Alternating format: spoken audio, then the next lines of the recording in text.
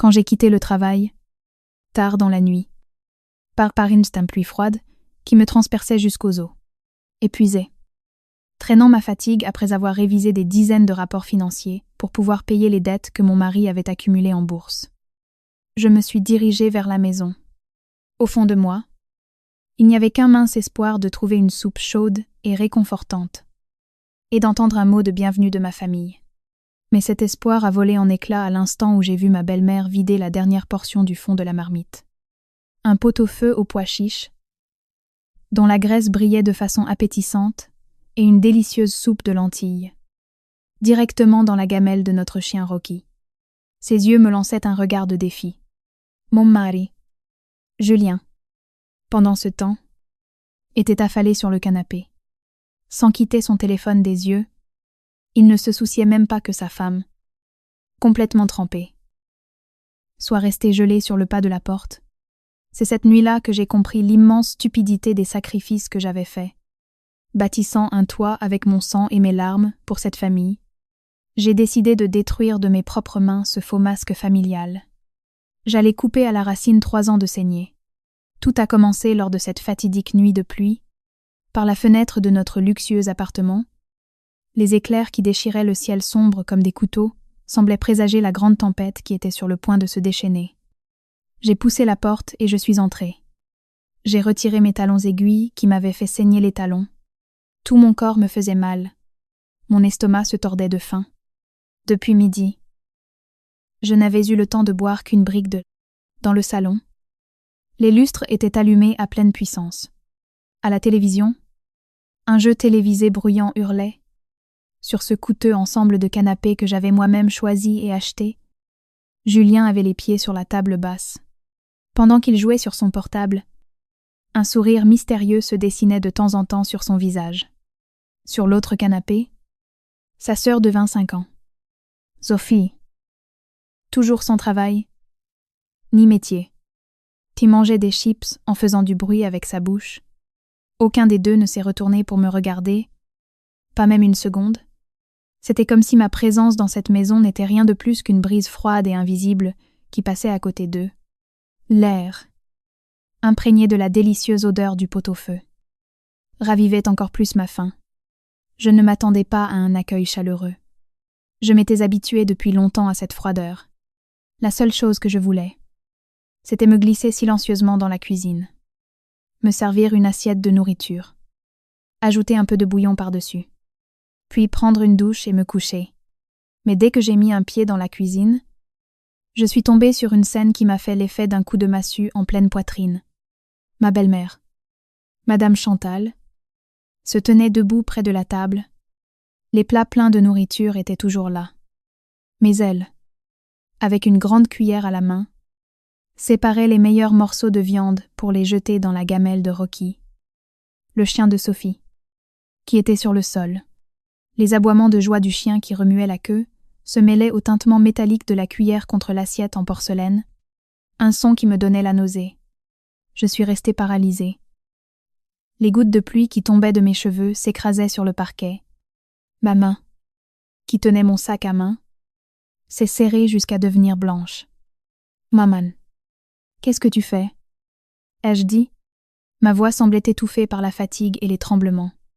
J'ai appelé pour prévenir que je ferais des heures supplémentaires, que je rentrerai tard. Je vous ai demandé de me garder une assiette de nourriture.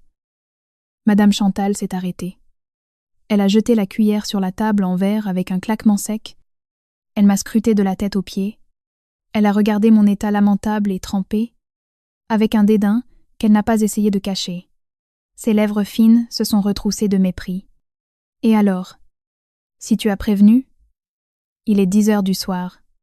Personne ne va s'asseoir pour te réchauffer ton dîner. Tu te prends pour la reine de cette maison ? » La nourriture était complètement froide. Je l'ai donnée à Rocky. Au moins comme ça, elle sert à quelque chose. Dans cette maison, on n'a pas l'habitude de servir la belle-fille. Si tu as faim, sås et mange de hos. Ou va te faire cuire des pâtes. Tu vas travailler, pas faire la fête. Et quand tu rentres à la maison, tu tires une tête d'enterrement et tu t'attends à ce qu'on te serve. Chaque mot qui sortait de sa bouche était tranchant comme une lame et m'arrachait les dernières forces qui me restaient. Pendant 3 ans, j'avais vécu comme une coupable dans cette maison. Et pourtant, c'était moi qui faisais vivre la famille. J'ai pincé les lèvres pour retenir les larmes de déception qui menaçaient de couler. J'ai regardé directement Madame Chantal dans les yeux. Ma poitrine se soulevait et s'abaissait rapidement. Je ne m'attends pas à ce qu'on me serve. Je travaille et je gagne de l'argent. La nourriture de cette maison, l'électricité, l'eau, tout sort de mon argent. Vous êtes à la maison toute la journée. J'ai juste demandé que vous me gardiez une assiette, un morceau de viande, et vous avez préféré le donner au chien. Vous ne vous rendez pas compte à quel point ce que vous avez fait est cruel. En entendant cela, Madame Chantal a écarquillé les yeux. Elle a mis ses mains sur ses hanches et s'est avancée vers moi et a pointé son doigt vers mon visage. Eh bien, dis donc, quelle arrogance. Maintenant tu me demandes des comptes. Tu crois que parce que tu travailles et que tu gagnes de l'argent, tu as le droit de manquer de respect à ta belle-mère? Tu es une femme. Si tu t'es mariée, tu dois savoir quelle est ta place à la maison. Tu devrais préparer les repas à l'heure pour ton mari et ta belle-sœur. Mais tu passes ta journée dehors sous prétexte d'heures supplémentaires. Et quand tu rentres à la maison, tu te la coules douce. Julien a fait la plus grande erreur de sa vie en se mariant avec toi. Sans vergogne. Le bruit dans la cuisine a finalement réussi à arracher Julien à son téléphone. Il est entré en traînant ses chaussons.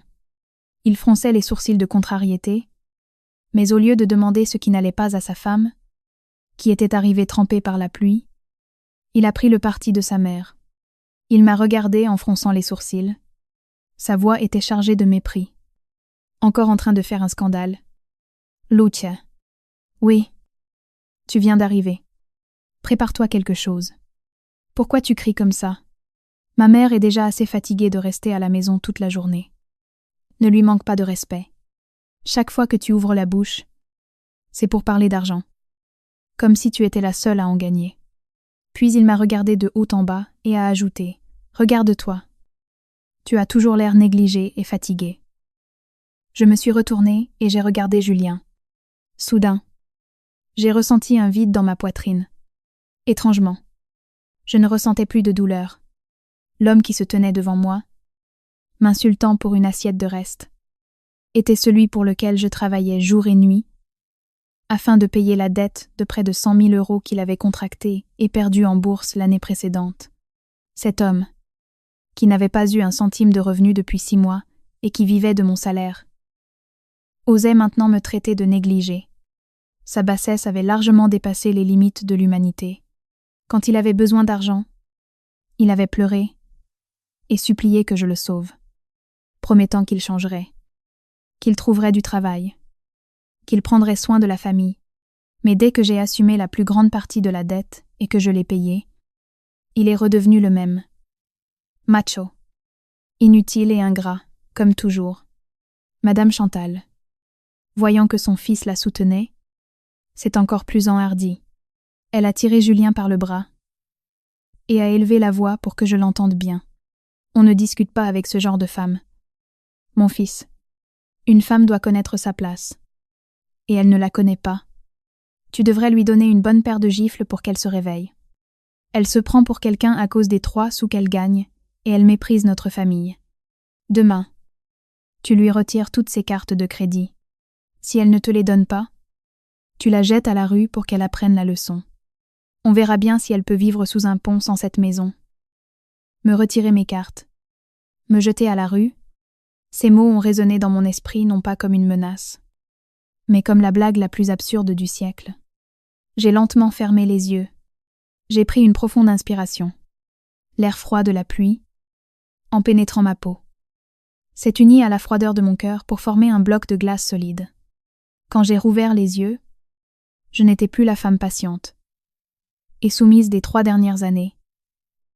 Mes larmes avaient séché. Ma compassion était morte. J'ai fait un pas en avant. J'ai pris une chaise en bois de la table à manger et je me suis assise calmement. J'ai sorti mon téléphone de mon sac. J'ai composé le numéro pour appeler le syndic de copropriété. Puis, j'ai levé la tête avec calme et j'ai regardé les 3 personnes qui m'observaient avec des yeux exorbités. Ma mère a raison. Dans cette maison, on n'a pas l'habitude de servir la belle-fille. Par conséquent, mon devoir d'être une servante et un distributeur automatique gratuit pour cette maison est terminé. Julien, les yeux prêts à sortir de leurs orbites, a fait un pas en avant.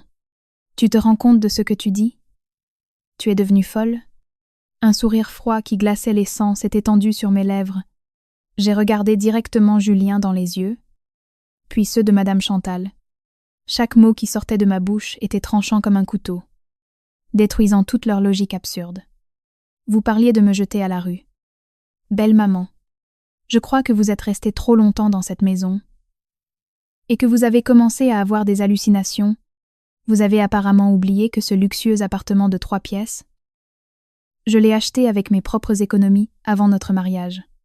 Sur l'acte de propriété, figure seul et uniquement mon nom. Lucie Dubois. Votre fils est entré dans cette maison, les mains vides et plein de dettes, et vous et votre fille êtes venus de votre province et vivez comme des parasites dans cette maison depuis 2 ans. À la sueur de mon front. Je l'ai toléré parce que je vous considérais comme ma famille. Mais je ne ravale jamais mes mots. À partir de maintenant, cette famille n'est rien d'autre qu'une poubelle pour moi. Madame Chantal a perdu ses couleurs. Ses lèvres tremblaient. Le faux masque d'autorité qu'elle avait elle-même construit venait d'être impitoyablement arraché par moi. Tu oses? Tu crois que parce que cette maison est à toi, tu peux faire ce que tu veux? Il y a des lois. Les biens acquis après le mariage sont communs. Il est ton mari. La moitié lui appartient. Ne sois pas irrespectueuse. J'ai éclaté de rire. Mon rire, joyeux et méprisant, a résonné dans cette atmosphère étouffante. Des biens communs? Allez-y. Dites à votre incapable de fils de prendre les papiers et de demander à un avocat pour voir combien de briques lui reviennent d'une maison achetée avant le mariage. Et irrespectueuse? À partir de cette seconde, je ne suis plus votre belle-fille. S'il vous plaît, vous, votre fils et cette fille paresseuse et inutile, ramassez vos affaires et dégagez de chez moi ce soir même. Julien, rouge de colère et de honte, s'est jeté sur moi. Sa main s'est levée pour me gifler. Mais j'ai été plus rapide que lui. J'ai attrapé un verre en cristal sur la table et je l'ai fracassé contre la table basse. Le bruit aigu du verre volant en éclats l'a stoppé. Je l'ai pointé avec le fond du verre plein de morceaux de cristal tranchant. Ose seulement toucher à un seul de mes cheveux? Je te jure que j'appelle la police et que je t'envoie en prison pour violence conjugale. Et au passage, je rendrai publiques toutes tes sales dettes dans tout Paris. Ne crois pas que je suis la même femme faible d'avant. Écoutez bien, si dans 24 heures vous n'avez pas déguerpi de cette maison, j'appellerai la sécurité et je ferai jeter toutes vos affaires dans les poubelles derrière l'immeuble. Maintenant, écartez-vous de mon chemin. J'ai poussé Julien avec force, avec détermination. Je me suis retournée. J'ai marché vers la chambre et j'ai fermé la porte à clé. Je n'ai pas prêté attention aux insultes que Madame Chantal hurlait de sa voix stridente, ni au bruit des meubles que Julien frappait à coups de pied. La bataille de ce soir n'était que le début, car je savais que ces gens, effrontés, habitués à vivre comme des parasites, ne lâcheraient pas si facilement une proie aussi savoureuse. Mais il y avait une chose qu'ils ignoraient, mon véritable atout dans la manche, l'as des as. Je ne l'avais pas encore joué. La vengeance la plus douce était sur le point de commencer. La lourde porte en bois s'est refermée derrière moi, m'isolant complètement des bruits sales et chaotiques de l'extérieur. Je me suis appuyée contre la porte et me suis laissée glisser sur le parquet froid. La lumière jaune des lampadaires filtrait à travers les rideaux, illuminant la silhouette désolée d'une femme qui venait d'être piétinée par ses proches. Le silence dans la chambre était si profond que je pouvais entendre le rythme lourd de mon cœur.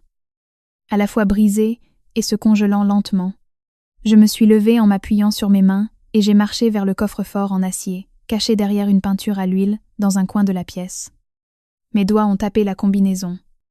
Le bip sec du coffre a retenti. J'ai sorti une boîte rouge foncée tapissée de velours. À l'intérieur de cette boîte se trouvait ma vie, ma jeunesse, la sueur de mon front et même mon sang. Une liasse de papier, constituée de l'acte de propriété au nom exclusif de Lucie Dubois et des reçus des dettes que j'avais payées à la banque. Tout ce que j'avais gagné en sacrifiant ma jeunesse à l'étranger. J'ai caressé la couverture rigide de l'acte. Les souvenirs stupides et douloureux de mes 3 années de mariage ont commencé à défiler dans mon esprit comme un film au ralenti. Il y a 3 ans. Et j'avais rencontré Julien alors que nous travaillions dans une entreprise d'import-export. À l'époque, à mes yeux, Julien était un jeune homme de province, bien intentionné et travailleur. Il était toujours le dernier à quitter l'entreprise. Tous les matins, il m'apportait un café. Il tenait mon parapluie les jours de pluie torrentielle à Paris. Moi, une femme indépendante et forte, qui à 27 ans avait réussi à acheter sa propre maison. J'étais tombée facilement dans le piège de ces marques d'attention simples et bon marché. J'avais naïvement cru que, peu importe à quel point une femme était forte ou combien d'argent elle gagnait, son but ultime était de trouver un homme qui l'aimerait et la valoriserait pour fonder un foyer. Mais je m'étais trompée. Immédiatement après un mariage modeste, dont j'avais pris en charge la majeure partie des frais, Julien a commencé à montrer son vrai visage. Il a joué le rôle du fils dévoué en amenant sa mère, Madame Chantal, et sa sœur Sophie chez moi à Paris avec l'excuse que ma mère est âgée. Elle doit se reposer. Et ma sœur doit trouver du travail. Ils se sont installés dans mon luxueux appartement comme des squatteurs légaux, usurpant ma vie et mon espace. Madame Chantal n'avait absolument pas le profil d'une belle-mère dévouée. Elle dépensait mon argent sans pitié. Elle allait au spa tous les jours, achetait des compléments alimentaires chers et retrouvait ses amis de l'association de son village pour se vanter de la réussite de son fils et de la grande maison qu'il avait achetée au cœur de la ville. Sophie, de son côté, du haut de ses 25 ans et avec un diplôme professionnel, refusait de travailler. Elle passait sa journée à la maison accrochée aux réseaux sociaux. Ma belle-sœur gagne beaucoup d'argent. Elle doit entretenir sa belle-sœur, disait-elle, exigeant que je lui achète des vêtements de marque et des cosmétiques hors de prix. J'ai supporté tout cela, en serrant les dents, appelant cela la famille. Mais le summum de la tragédie est arrivé l'année dernière. Julien, dans sa soif de s'enrichir rapidement, a secrètement hypothéqué sa voiture, emprunté de l'argent à des prêteurs sur gage et des usuriers illégaux, et investi tout l'argent dans une plateforme frauduleuse de crypto-monnaie. Le résultat fut que plus de 100 000 € se sont évaporés en une nuit. Des hommes tatoués sont arrivés jusqu'au hall de l'immeuble en proférant des menaces. Julien s'est mis à genoux à mes pieds, s'est frappé la tête contre le sol en pleurant, de m'a supplié de lui sauver la vie. Il a juré qu'il serait un homme sensé, qu'il me considérerait comme sa sauveuse pour la vie. Et moi, avec un orgueil stupide. J'ai assumé ce fardeau pour que ma famille ne se brise pas. Pendant 1 an, en plus de ma journée de travail, j'ai accepté de tenir la comptabilité de 3 autres entreprises. J'allais au bureau le matin et je travaillais jusqu'à tard dans la nuit. Le soir, je rentrais chez moi et je préparais les déclarations d'impôts d'autres sociétés, jusqu'à 2 ou 3 heures du matin. Mes cheveux tombaient par poignées. J'ai souffert d'une hémorragie de l'estomac. J'ai été traitée par perfusion à l'hôpital. Mais je n'ai pas osé me reposer un seul jour. Chaque mois, je payais des dizaines de milliers d'euros de capital et d'intérêts pour ramener la paix dans cette maison. Pendant ce temps, Julien, avec l'excuse d'un choc psychologique, a quitté son travail et a vécu comme un parasite à la maison. Tous les jours, il me demandait de l'argent pour le café et les cigarettes. Madame Chantal et sa fille, pendant ce temps, continuaient à mener la grande vie, dilapidant l'argent que je gagnais en consumant ma vie. Même un soir, alors que je mangeais une soupe instantanée en vitesse pour terminer un travail urgent, Madame Chantal s'est moquée de moi en disant « Tu gagnes de l'argent, mais tu ne sais pas en profiter. Questo che tu es radine. » J'ai rangé l'acte de propriété dans le coffre-fort. Stupide, me suis-je chuchoté à moi-même. Lucia, tu es une véritable idiote. On dit qu'un bienfait n'est jamais perdu. Mais tu as sauvé ces créatures froides et ingrates. Et la seule chose que tu as reçue en retour, ce sont les restes d'une assiette jetée à un chien. Le bruit d'un coup frappé à la porte a interrompu mes pensées. Lucia, ouvre cette porte. Quelle bêtise tu racontes. S'il y a un problème entre un mari et sa femme, on s'assoit et on en parle. Tu casses un verre et tu menaces ton mari. Et en plus tu jettes ma mère et ma sœur de la maison? D'où as-tu sorti ce manque d'éducation? Ouvre la porte. Je suis restée immobile, en silence, sans répondre. Les mots de Julien m'étaient déjà tellement répugnants. Sa lâcheté et ses airs de macho se combinaient pour produire un son nauséabond. Ensuite, j'ai entendu les malédictions et les blasphèmes de Madame Chantal de l'autre côté de la porte en bois. Mon fils, on ne t'abaisse pas à parler à une femme comme ça. Laisse-la pourrir là, dedans toute seule. Cette maison est à mon fils. Quelle loi lui donne le droit de la posséder toute seule? Dans le pire des cas, vous divorcez et vous partagez les biens. Mon fils vendra cette maison, en achètera une plus grande et plus belle, et se mariera avec une gamine de 10 à 8 ans, une vieille aigrie comme elle. Si tu la jettes à la rue, même les chiens ne la regarderont pas. J'ai croisé les bras et je me suis appuyée contre le mur. Un sourire froid est apparu sur mon visage. Divorcer et partager les biens. Ma belle-mère, qui savait à peine lire et écrire, avait vraiment prévu de m'exploiter jusqu'au bout. Il ne lui suffisait pas de me sucer le sang jusqu'à la moelle. Maintenant, elle voulait aussi usurper la moitié de la sueur de mon front. Mais elle se trompait. La loi n'est pas un jouet pour les ignorants et les effrontés. Je n'ai pas ouvert la porte. Je suis entrée dans la salle de bain. J'ai ouvert l'eau chaude et j'ai laissé couler toute ma fatigue. Les derniers vestiges de faiblesse qui restaient en moi cette nuit-là leur permettraient de dormir paisiblement, car, à partir de demain, la vie de ces 3 parasites entrerait officiellement dans ses jours les plus sombres. Au fur et à mesure que la nuit avançait, le silence dans l'appartement se faisait plus profond. On n'entendait que le bruit de la pluie dehors sur le balcon, à 2 heures du matin, sûr que les 3 personnes dehors dormaient profondément dans les lits confortables achetés avec mon argent. Je suis sortie de la salle de bain. Je ne pouvais pas dormir. Le cerveau de quelqu'un qui travaille dans le secteur financier est souvent plus sensible que la normale, et à ce moment-là, une étrange intuition a fait sonner l'alarme dans mon esprit. Je me suis souvenue de l'attitude de Julien tout à l'heure. Son arrogance. Son excès de confiance en me réprimandant. Comment un homme qui vivait comme un parasite de l'argent de sa femme osait-il l'insulter en la traitant de négligée? Cette confiance devait avoir une source. Un homme misérable et endetté n'oserait jamais lever la tête et mordre sa propriétaire. S'il n'avait pas trouvé une bouée de sauvetage plus solide, je me suis dirigée vers mon bureau. J'ai ouvert le tiroir du bas. À l'intérieur, il y avait un vieil iPad que j'utilisais pour faire des sauvegardes de documents, mais le plus important, c'était que c'était l'appareil sur lequel, 2 ans auparavant, quand le téléphone de Julien était tombé en panne, je lui avais configuré son compte iCloud et synchronisé son WhatsApp. Julien était paresseux et ignorant en matière de technologie. Il ne lui serait jamais venu à l'esprit de se déconnecter de son compte sur ce vieil appareil ou d'annuler la synchronisation. J'ai allumé l'iPad. L'écran s'est illuminé. Il a mis quelques minutes à se connecter au Wi-Fi, comme je l'avais imaginé, et les notifications et messages de WhatsApp et Messenger ont commencé à apparaître l'un après l'autre sur l'écran de verrouillage. Mes mains se sont glacées. J'ai ouvert l'application. La première chose qui a attiré mon attention fut une fenêtre de discussion épinglée en haut. Le nom d'utilisateur était enregistré avec un emoji cœur rouge. Mon amour, Isabelle. J'ai cliqué sur la discussion. Les messages qui se sont déroulés sous mes yeux m'ont fait l'effet de milliers d'aiguilles empoisonnées s'enfonçant dans ma poitrine.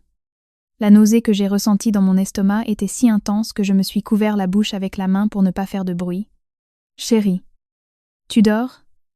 Cette vieille peau de femme t'a encore embêté aujourd'hui? Mon pauvre amour. Devoir vivre avec cette femme grossière et antipathique. Pas encore. Ma fille, on vient d'avoir une grosse dispute. Ça me dégoûte de voir son visage. Celui qui sent la sueur et qui est toujours aigri. Elle se croit en droit de manquer de respect à ma mère à la maison pour les 3, sous qu'elle gagne. Si je ne t'avais pas écouté, et si je n'attendais pas qu'elle mette la moitié de l'appartement à mon nom, je l'aurais déjà jeté à la rue. Mon pauvre bébé. Tiens bon encore un peu. J'ai parlé avec l'avocat. Dès qu'elle signera ce contrat de partage des biens, vous divorcerez et alors je t'amènerai dans ma villa. La semaine prochaine, le poste de sous-directeur des ventes se libère dans mon entreprise. Je t'ai gardé ce poste et je te mettrai même une Mercedes à disposition. Comme ça, tu n'auras plus à aller travailler sur le scooter de cette ploue. Isabelle, tu es mon tout. Toute ma vie existe maintenant pour te servir. Et qui est cette Lucie? Même si elle travaille comme comptable toute sa vie, elle n'arrive pas à la cheville de ta fortune. Attends-moi. Demain, je m'échapperai encore de la maison pour aller te faire un massage. Des photos osées. Des messages mielleux. Les viles paroles flatteuses de Julien remplissaient l'écran. Mes yeux étaient fixés sur chaque mot. Je n'ai pas pleuré. À ce moment-là, je me suis sentie très comique. J'ai ri de mon propre et stupide dévouement. J'ai ri des nuits d'insomnie où j'ai craché du sang pour payer la dette d'un homme qui s'accrochait aux jupes d'une autre femme. Alors, c'était ça la raison. C'était pour ça que Madame Chantal et sa fille se comportaient de façon si effrontée. C'était la raison pour laquelle Julien me défiait. Il s'était trouvé une riche bienfaitrice, une femme nommée Isabelle, probablement d'une 50aine d'années. Et pleine osa. Non seulement il me trompait, mais il complotait un plan diabolique pour usurper la moitié de ma maison avant de me jeter à la rue. J'ai fait défiler vers le haut, et j'ai lu les messages datant de plusieurs mois. La vérité était encore plus cruelle. Madame Chantal le savait aussi. Dans un message, Julien racontait à sa maîtresse que sa mère aimait beaucoup Madame Isabelle, qu'elle lui avait dit à quel point elle était généreuse pour lui avoir envoyé 1 000 € pour ses vacances en Thaïlande. L'autre jour, la mère, le fils et la maîtresse s'étaient unis comme un essaim de sangsues affamés. D'un côté, ils me suçaient le sang pour payer leurs dettes, et de l'autre, ils avaient trouvé un nouvel hôte et creusaient silencieusement ma tombe. J'ai pris une profonde inspiration. Mes yeux étaient aussi tranchants et froids que des glaciers millénaires. En utilisant la fonction d'enregistrement d'écran, j'ai enregistré toute la conversation du début à la fin, puis, avec mon téléphone, j'ai pris des photos des messages les plus importants. J'ai fait une sauvegarde sur 3 plateformes de stockage en nuages différentes. Dans mon monde financier, il y a une règle de survie. Celui qui a la preuve a la vie de son adversaire entre ses mains. Vous croyez avoir trouvé une mine d'or et pouvoir usurper mes biens facilement? Julien. Toi et ta mère Cupide avez largement sous-estimé. Lucie Dubois. J'ai éteint l'iPad et je l'ai rangé dans le tiroir. Cette nuit, j'avais une bombe à retardement entre les mains, mais je ne voulais pas la faire exploser tout de suite. Je voulais voir jusqu'où ces êtres misérables iraient avec leurs petits jeux. Je voulais détruire leurs espoirs de rêve. Lentement et méthodiquement, je leur permettrais de grimper au sommet de leur arrogance. Et ensuite, je les pousserais au fond de l'enfer de mes propres mains. Je me suis allongée sur le lit et j'ai fermé les yeux. Pour la première fois depuis des mois, j'ai senti que mon esprit était clair et léger. Dans cette guerre, je ne les jetterai pas seulement de la maison. Je ferai en sorte qu'ils paient pour chaque goutte de sueur et chaque larme que j'avais versée. Le lendemain matin, à 6 heures tapantes, je me suis réveillée inhabituellement fraîche. Je me suis maquillée avec soin pour cacher mes cernes. J'ai mis un rouge à lèvres d'un rouge sombre et intense. Je me suis habillée d'un tailleur impeccable. Il ne restait plus aucune trace de la femme trempée et négligée de la veille. Quand je suis sortie dans le salon, l'air tendu et humide de la maison ne s'était pas encore dissipé. Madame Chantal était assise sur le canapé, sirotant son thé au gingembre. Sophie, absorbée par son téléphone, regardait des vidéos sur TikTok. Julien venait de sortir de la salle de bain, sa brosse à dents à la main. En me voyant si élégante et apprêtée, tous les 3 se sont figés. La première à parler fut Madame Chantal. Sa voix était comme toujours arrogante et condescendante. Je pensais que tu resterais dans la chambre à pleurer et à te repentir, mais il s'avère que tu as encore envie de te peindre les lèvres, de te faire belle et d'aller travailler. N'oublie pas que dans cette maison, et personne ne prépare le petit déjeuner. Tu es la belle-fille de cette maison. Si hier tu as été irrespectueuse, ce matin c'est à ton tour de savoir quelle est ta place. Entre dans la cuisine, serre ton mari et ta belle-mère. et répare ton erreur. On ne peut pas traverser la vie avec cette arrogance. Je n'ai pas répondu. Avec le tic-tac de mes talons résonnant sur le parquet, j'ai marché jusqu'à la table basse en verre au milieu du salon. J'ai jeté avec force sur la table une chemise pleine de documents que j'avais préparés à l'avance. Le bruit des papiers frappant le verre a été catégorique, tranchant. Arrêtez de rêver éveillé. Ce n'est pas le bar du village où vous pouvez donner des leçons de morale. Regardez bien. Ce qu'il y a sur la table, c'est une copie de l'acte de propriété, le contrat d'achat de la maison, et les justificatifs bancaires qui prouvent que tout l'argent dépensé pour acheter cet appartement a été transféré depuis mon compte personnel exactement 6 mois avant que je me marie avec votre fils. Julien a jeté sa brosse à dents à la hâte sur la table et a couru examiner les papiers. La couleur de son visage est instantanément passée du rouge au blanc pâle. Madame Chantal s'est également penchée pour regarder et a commencé à bégayer. En voyant la panique de son fils, elle s'est elle aussi alarmée. Rapidement, elle a pointé son index vers moi. « Tu crois que tu vas nous faire peur avec tes papiers de pacotille ? Je vais te dire une chose. Si la femme a fourni des efforts, le mari lui donne sa récompense. Et si le mari a fourni des efforts, la femme ne peut pas lui voler ce qui lui appartient. Julien vit dans cette maison depuis 3 ans. Il l'a réparée. Il l'a nettoyée. Il est aussi propriétaire de cette maison. Ne me parle pas de loi. Toute loi a aussi une conscience. Ça se partagera à parts égales. Si tu ne partages pas cette maison, nous ne partirons pas d'ici avant notre mort. On verra bien ce que tu peux y faire. » Son effronterie m'a provoqué un éclat de rire. J'ai croisé les bras et je l'ai regardé de haut avec la même pitié que l'on éprouve en regardant un cafard. Une conscience ?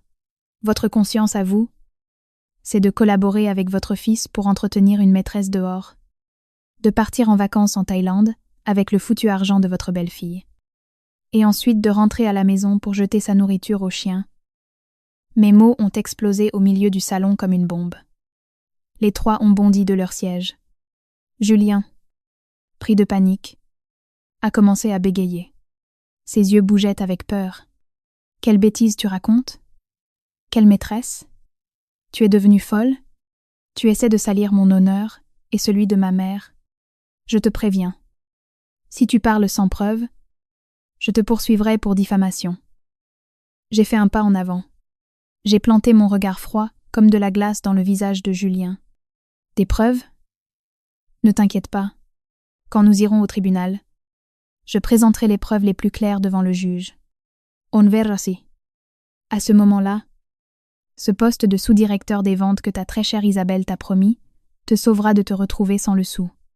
Maintenant, je n'ai pas le temps de m'occuper de déchets comme vous. » Je me suis tournée et j'ai regardé directement le visage de Madame Chantal. Chaque mot qui sortait de ma bouche était comme de l'acier. Je ne leur laissais aucune possibilité de réplique. Écoutez bien. Le Code civil français est très clair. Les biens acquis avant le mariage sont des biens propres à chaque conjoint. Cette maison n'est qu'à moi. Peu importe que vous vous rouliez par terre en pleurant ou que vous criez à plein poumon.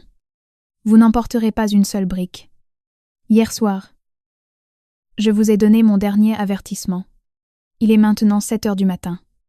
Vous avez exactement 24 heures pour ramasser tous vos chiffons et dégager de chez moi. Julien semblait acculé. Sa tendance à la violence et sa lâcheté sont apparues au grand jour. Soudain, il a hurlé à plein poumon. « Tu oses me jeter ? Je suis ton mari. Je suis domicilié ici. Je n'irai nulle part. C'est mon adresse légale. Voici. Touche-moi. J'appellerai la police. Tout le quartier crachera au visage de cette femme ingrate qui jette son mari et sa famille à la rue. » J'ai pincé les lèvres tout en ajustant le col de ma veste. Je n'ai pas cligné des yeux une seule fois. Bien sûr. Appelle. Appelle le président de la copropriété. Le syndic. Et même la police. Moi aussi. Je leur présenterai la reconnaissance de dette de 100 000 € avec les prêteurs. Que j'ai payé. En tant que ton garant. Et les documents qui prouvent que tu n'as eu aucun revenu au cours de la dernière année. On verra si la loi protège le propriétaire légal avec un acte notarié ou un groupe de parasites, d'adultères et d'usurpateurs de biens. J'ai sorti mon téléphone. J'ai regardé l'heure et j'ai jeté un coup d'œil au salon. Ne me testez pas. Demain à 7 heures tapantes, quand je rentrerai de mon service de nuit, si je vois l'ombre de l'un de vous dans cette maison, j'embaucherai immédiatement une entreprise de déménagement professionnel et je ferai jeter toutes vos affaires dans le local à poubelle au sous-sol. N'oubliez pas, emmenez aussi le chien de mademoiselle Sophie, car je n'élève pas d'animaux qui trahissent leur maître. Après avoir dit cela, je me suis retournée avec détermination et j'ai marché vers la porte. Le bruit de mes talons résonnait fermement sur le parquet. J'ai ouvert la porte et je suis sortie. Derrière moi, j'ai laissé 3 statues de pierre paralysées par la stupeur et la peur. Dans l'ascenseur, je me suis regardée dans le reflet du miroir métallique. Il n'y avait plus ni de larmes de faiblesse, ni de patience soumise. Dans cette guerre, je n'utiliserai pas seulement les lois pour protéger mes biens. J'utiliserai leur propre arrogance pour les écraser. Ils pensaient qu'en s'accrochant à cette femme riche, leur vie changerait. Quel hasard que dans les cercles immobiliers et financiers de Paris, cette Madame Isabelle que Julien idolâtrait soit une grosse proie prise pile au milieu du filet de l'entreprise dont j'étais. In secret. La principale actionnaire, le vrai jeu amusant commençait maintenant. Après avoir quitté la maison, je suis allée directement à mon entreprise. L'immeuble de bureau de classe A au cœur de la Défense m'avait toujours donné un sentiment de sécurité et de pouvoir. Ici, je n'étais pas une belle fille patiente opprimée par sa belle-mère, ni une femme qui se consumait à payer les dettes de son incapable de mari. Ici, j'étais Lucie Dubois, la directrice financière senior, qui contrôlait tout le système d'audit et les flux de trésorerie de la holding, contrairement à mon apparence négligée de la veille. Ce matin, en passant la porte tambour en verre, j'avais une aura de confiance. La vapeur de mon café noir sans sucre fumait dans ma main. Le goût amer du café me maintenait alerte. Prête au pire scénario, mais j'avais quand même sous-estimé l'effronterie de Madame Chantal et de son fils. Ils n'avaient pas l'intention de respecter l'ultimatum que je leur avais donné et de ramasser leurs affaires. Au lieu de cela, ils avaient choisi de m'attaquer là où ça comptait le plus, mon honneur et mon travail. À 10 heures tapantes, alors que j'étais en réunion avec le directeur des ressources humaines et d'autres chefs de département dans la salle de réunion vitrée du rez-de-chaussée, un bruit assourdissant a éclaté dans le hall principal.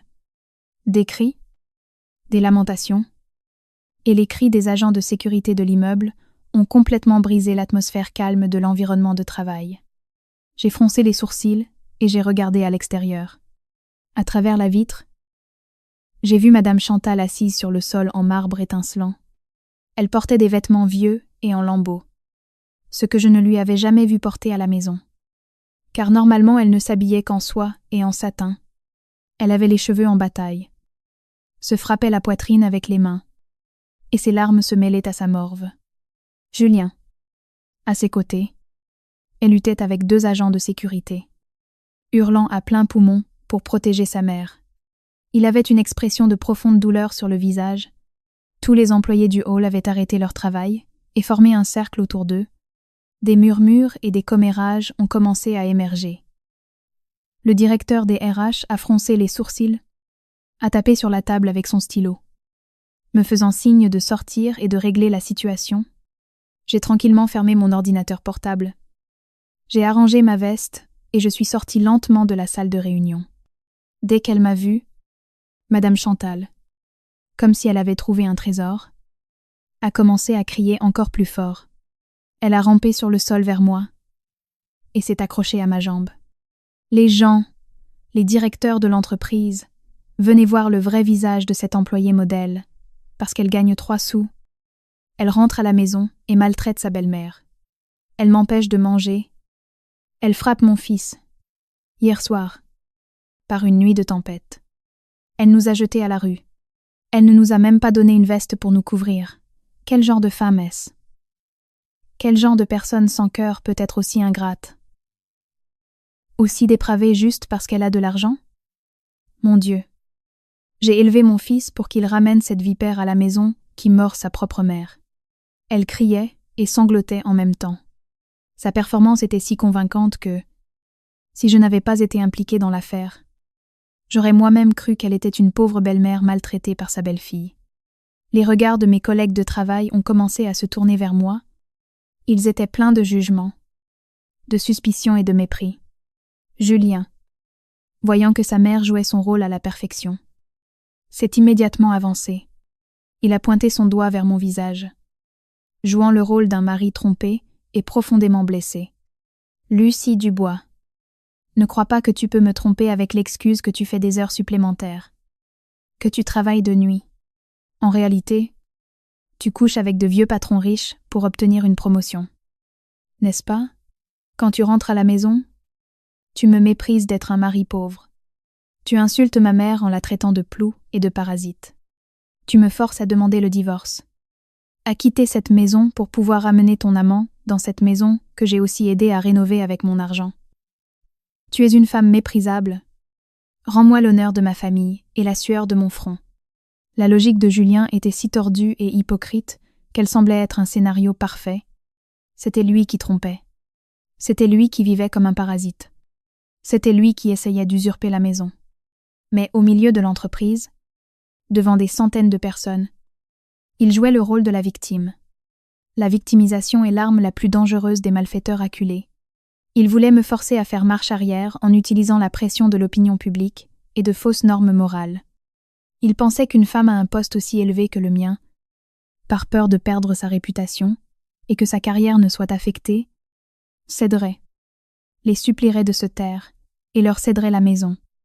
Le directeur des ressources humaines est sorti. Son visage était très sérieux. « Madame Dubois, pourquoi avez-vous amené vos affaires familiales jusqu'ici? S'il vous plaît. Sortez votre famille d'ici et réglez le problème. Ne nuisez pas à l'image de l'entreprise.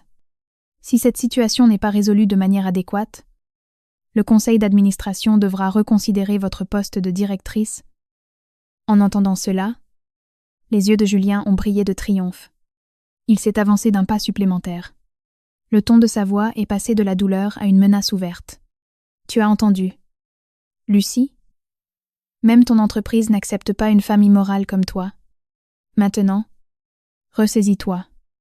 Retire ce que tu as dit hier soir.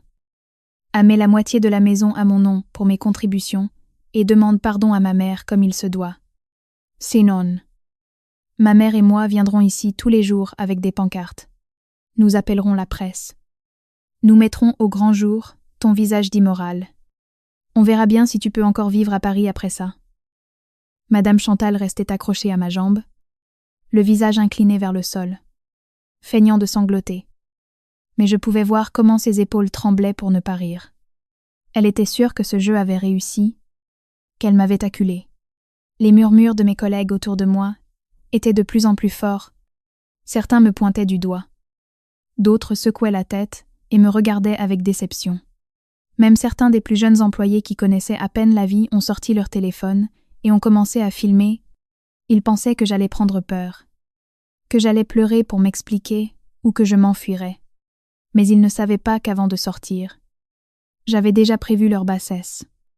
Un animal sauvage à qui l'on coupe sa source de nourriture devient inévitablement agressif. Je n'ai pas retiré brusquement ma jambe des bras de Madame Chantal. Je me suis penchée lentement. Je lui ai soulevé le menton, et j'ai regardé directement ses yeux intrigants qui essayaient de verser des larmes de crocodile. Un sourire froid, impitoyable et plein de mépris, est apparu sur mes lèvres. Il était temps de baisser le rideau sur cette misérable pièce de larmes. L'air dans le hall s'est coupé à ce moment-là comme avec un couteau. La tension était à son comble. Tout le monde attendait en retenant son souffle de voir comment réagirait cette femme accusée d'immoralité et d'ingratitude. Je me suis redressée. D'un mouvement déterminé, j'ai secoué ma jambe et je me suis débarrassée des fausses mains de Madame Chantal.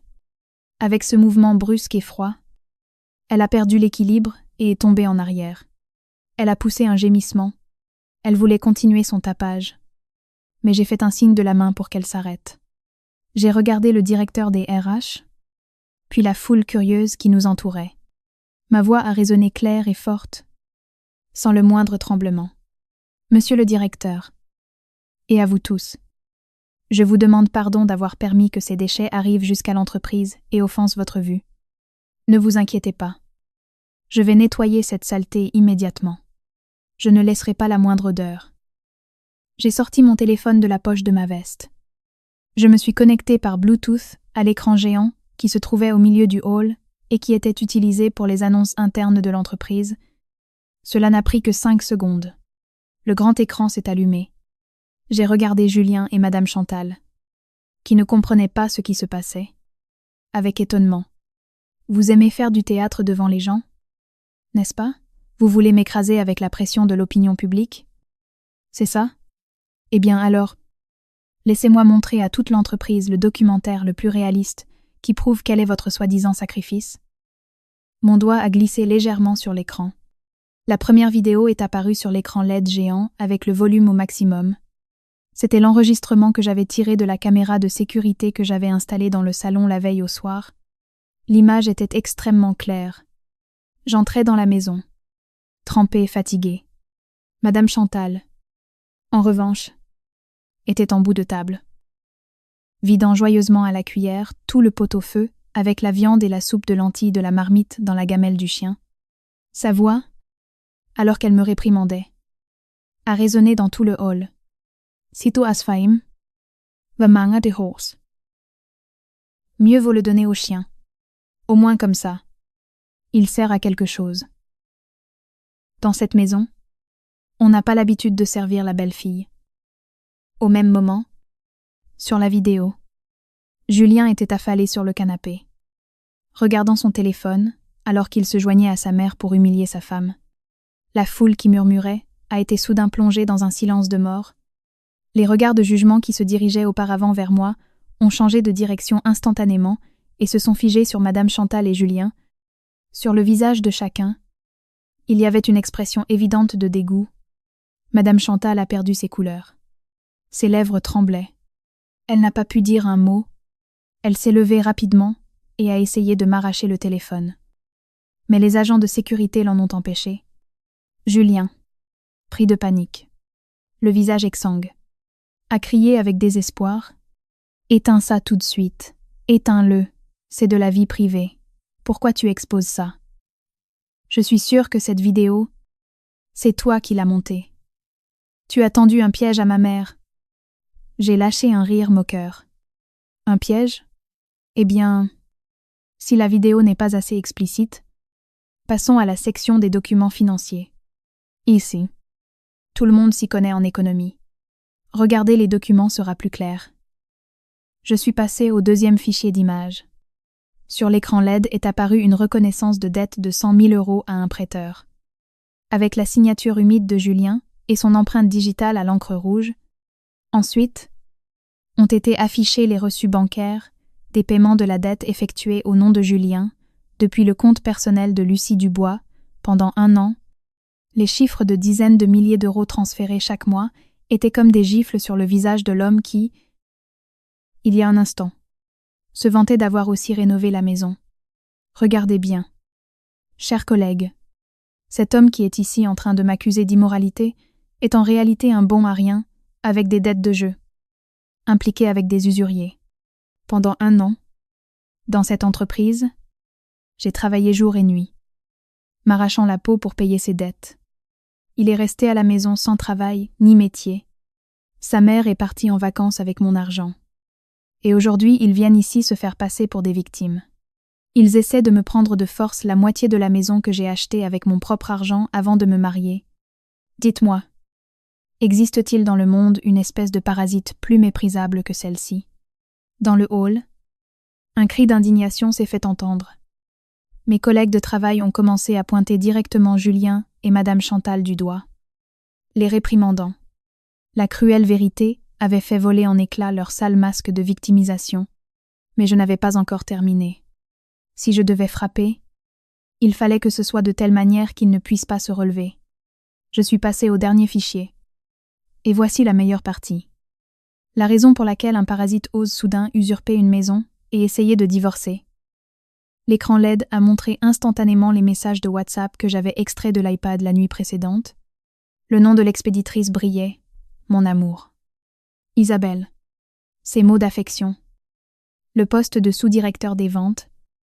Les promesses d'une Mercedes. Et les plans pour tromper sa femme, afin qu'elle signe le contrat de partage des biens, puis la jeter à la rue, était clairement visible. Une photo nue, avec une partie floutée, que Julien avait envoyée à sa maîtresse depuis une chambre d'hôtel, laissait clairement comprendre à tout le monde de quoi il retournait. Le visage de Julien n'était plus pâle, mais gris cendre. Ses jambes tremblaient et il vacillait en arrière. Madame Chantal, quant à elle, avait la bouche ouverte et se tenait la poitrine avec les mains comme si elle allait faire une crise cardiaque. Elle n'avait jamais imaginé que les secrets si sales de son fils seraient étalés au grand jour devant des centaines de personnes. Le directeur des ressources humaines s'est avancé. Son visage était comme de la glace. Sa voix dure comme l'acier. Ainsi donc, voici le vrai visage des maîtres chanteurs. Sécurité. Jetez ces 2 personnes hors du bâtiment immédiatement. S'ils résistent, appelez la police de suite et qu'on les menotte pour trouble à l'ordre public et diffamation envers une de nos employées. Madame Dubois, si vous souhaitez déposer plainte, le département juridique de notre entreprise vous soutiendra. 2 agents de sécurité trapus ont attrapé instantanément Julien par les aisselles et ont traîné Madame Chantal vers la porte tambour. Ils n'avaient plus la force de résister ni la langue pour crier. La honte et l'humiliation leur avaient fermé la gorge, avant que Julien ne soit jeté par la porte en verre. Je me suis approchée et lui ai murmuré à l'oreille avec ma voix la plus froide. Ce n'est que le début. Mon cher mari, va dire à ton Isabelle de commencer à économiser de l'argent pour s'acheter des pilules pour le cœur. Le vrai festin vous attend plus tard. Julien, les yeux injectés de sang, m'a regardé avec terreur. Il a été jeté sur les marches mouillées de l'immeuble. Je me suis retournée. J'ai souri et j'ai remercié mes collègues et le directeur des RH. Mon attitude était détendue, comme si je venais de nettoyer un tas de déchets. Ils pensaient pouvoir me salir en me traînant dans la boue, mais ils avaient oublié une chose. J'étais née de la boue, et je savais très bien comment la transformer en béton, pour enterrer vivants ceux qui se mettraient en travers de mon chemin. Je savais qu'après cette confrontation honteuse dans le hall de l'entreprise, Julien n'oserait plus m'affronter avec cette attitude de voyou. La nature lâche de quelqu'un habitué à vivre comme un parasite le pousserait à se réfugier dans le seul port sûr qui lui restait.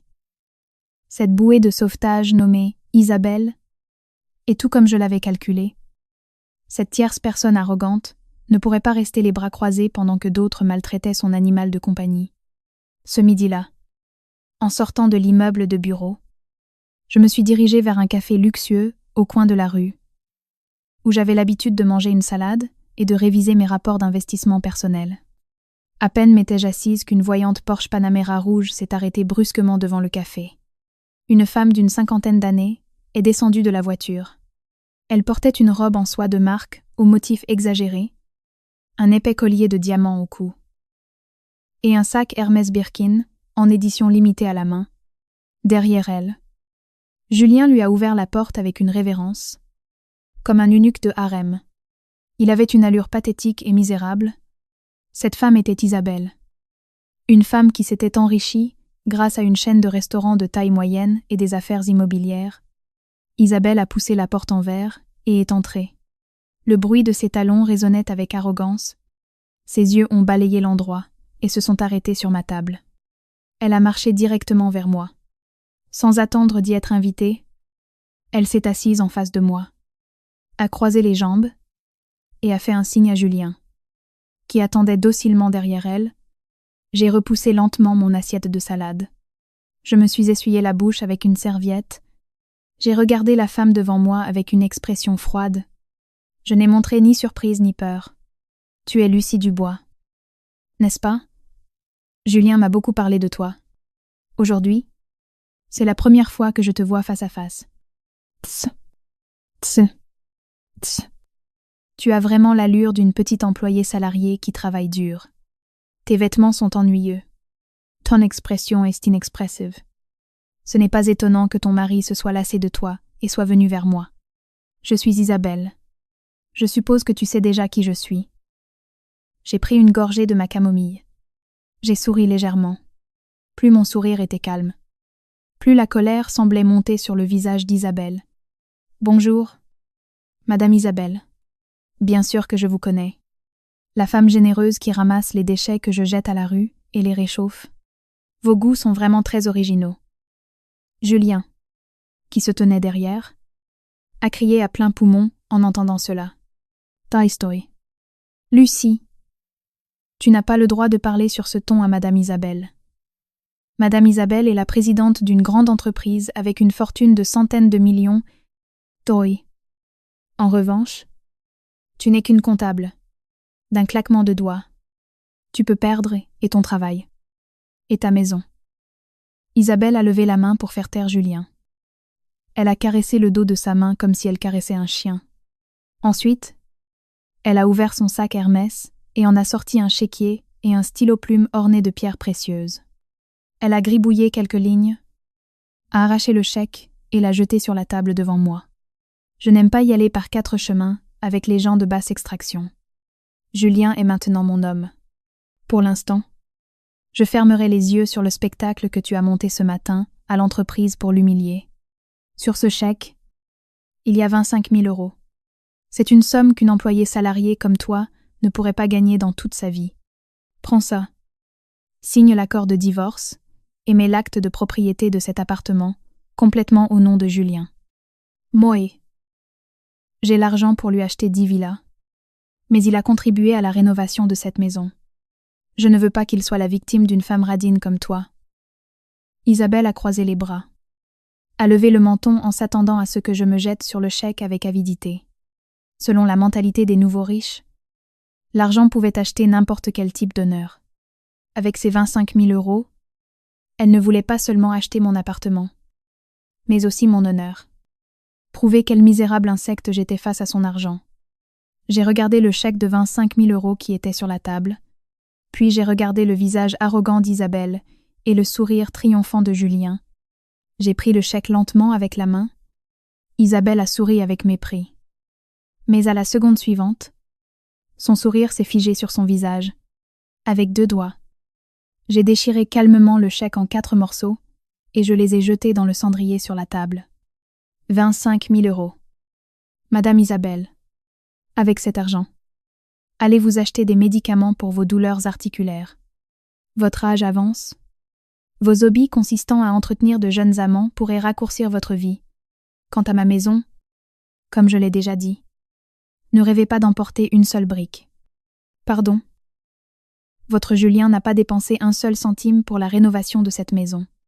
Sans compter la dette de jeu de 100 000 € qu'il a envers moi, il a de la chance que je ne vous facture pas d'intérêt. Isabelle a frappé violemment la table. Ses yeux intensément maquillés brillaient de colère. La colère de quelqu'un dont l'argent avait été rejeté a éclaté avec violence. Petite peste, tu ne comprends pas par la douceur. On voit bien que tu mérites une bonne correction. Tu croyais que tu serais en sécurité avec cet acte de propriété en main? Tu connais le réseau de contacts que j'ai dans cette ville? Avec un seul appel, ton patron te jette à la rue.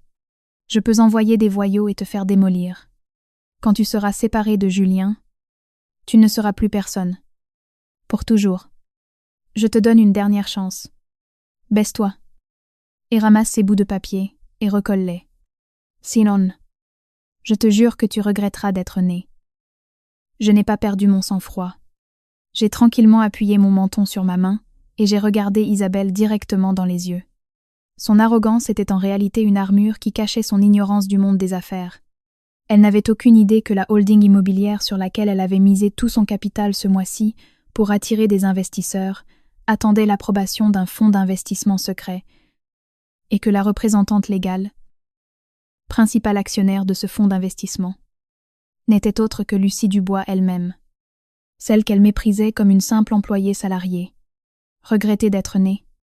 Je vous renvoie ces mots. Madame Isabelle, je suppose que votre chaîne de restaurants a des dettes bancaires échues, n'est-ce pas? Vous avez misé tous vos espoirs sur ce projet de complexe touristique sur la Côte d'Azur. Vous prévoyez d'obtenir des capitaux du fonds d'investissement Alpha pour couvrir une dette avec une autre. Vous conduisez une Porsche. Vous portez un sac Hermès. Mais en réalité, le compte de votre entreprise a un découvert de des dizaines de millions d'euros. D'où alliez-vous sortir les 25 000 € en espèces que vous alliez me donner? Ce chèque, Il y a un instant, aurait été rejetée par la banque pour provision insuffisante. Sans aucun doute. L'expression du visage d'Isabelle a changé instantanément. L'épaisse couche de maquillage sur son visage semblait s'être fissurée.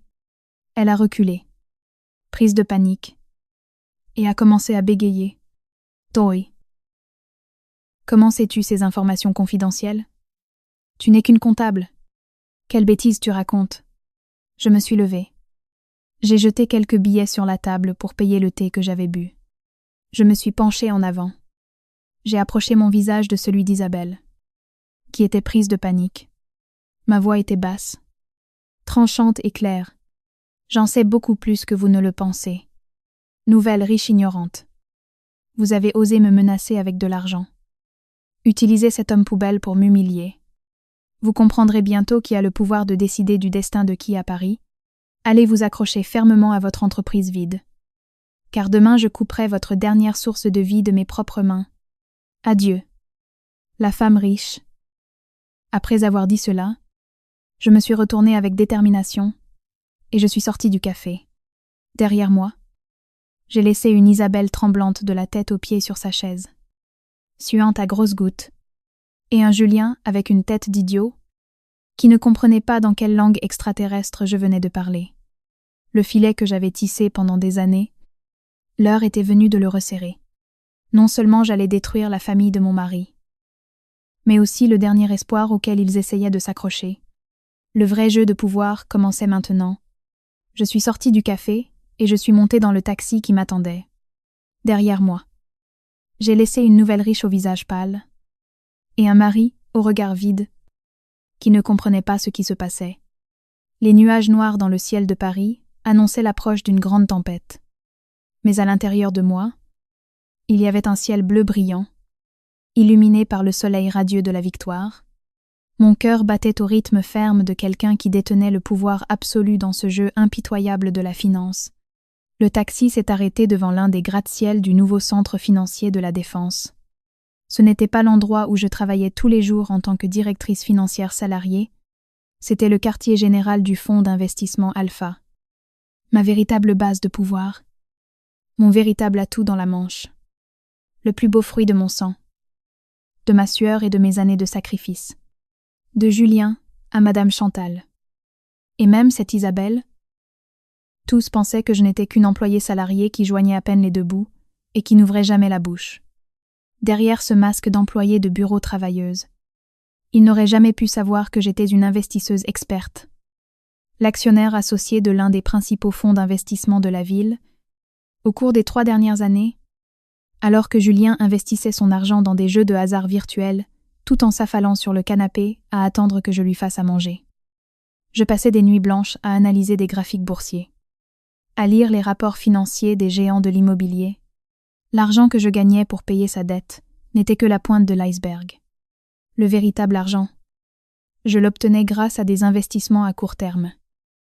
En rachetant des projets en difficulté et en les revendant avec profit, et je canalisais tout cela vers le fonds Alpha, grâce à la gestion de mon associé le plus digne de confiance et PDG du fonds. Monsieur Moreau, j'avais choisi de m'habiller simplement, d'utiliser un scooter normal et de vivre loin des projecteurs. Car je connaissais bien le dicton, selon lequel c'est l'arbre qui dépasse qui prend le plus de vent. De plus, en vivant avec un essaim de sangsues comme la famille de mon mari, si j'avais montré ma richesse, il m'aurait exploité jusqu'à me laisser à sec. J'ai passé ma carte VIP. J'ai pris l'ascenseur privé réservé au conseil d'administration et je suis montée au dernier étage. Quand les portes de l'ascenseur se sont ouvertes, Monsieur Moreau m'attendait. Il portait un élégant costume gris. Il tenait une épaisse chemise à la main, en me voyant. Avec cette posture sûre et forte, un sourire d'admiration est apparu sur son visage. Bienvenue, la principale actionnaire d'Alpha. J'ai eu un écho de la sécurité. Tu viens d'avoir une rencontre animée dans le café en bas? Comment ça va? La proie a commencé à s'agiter? J'ai souri.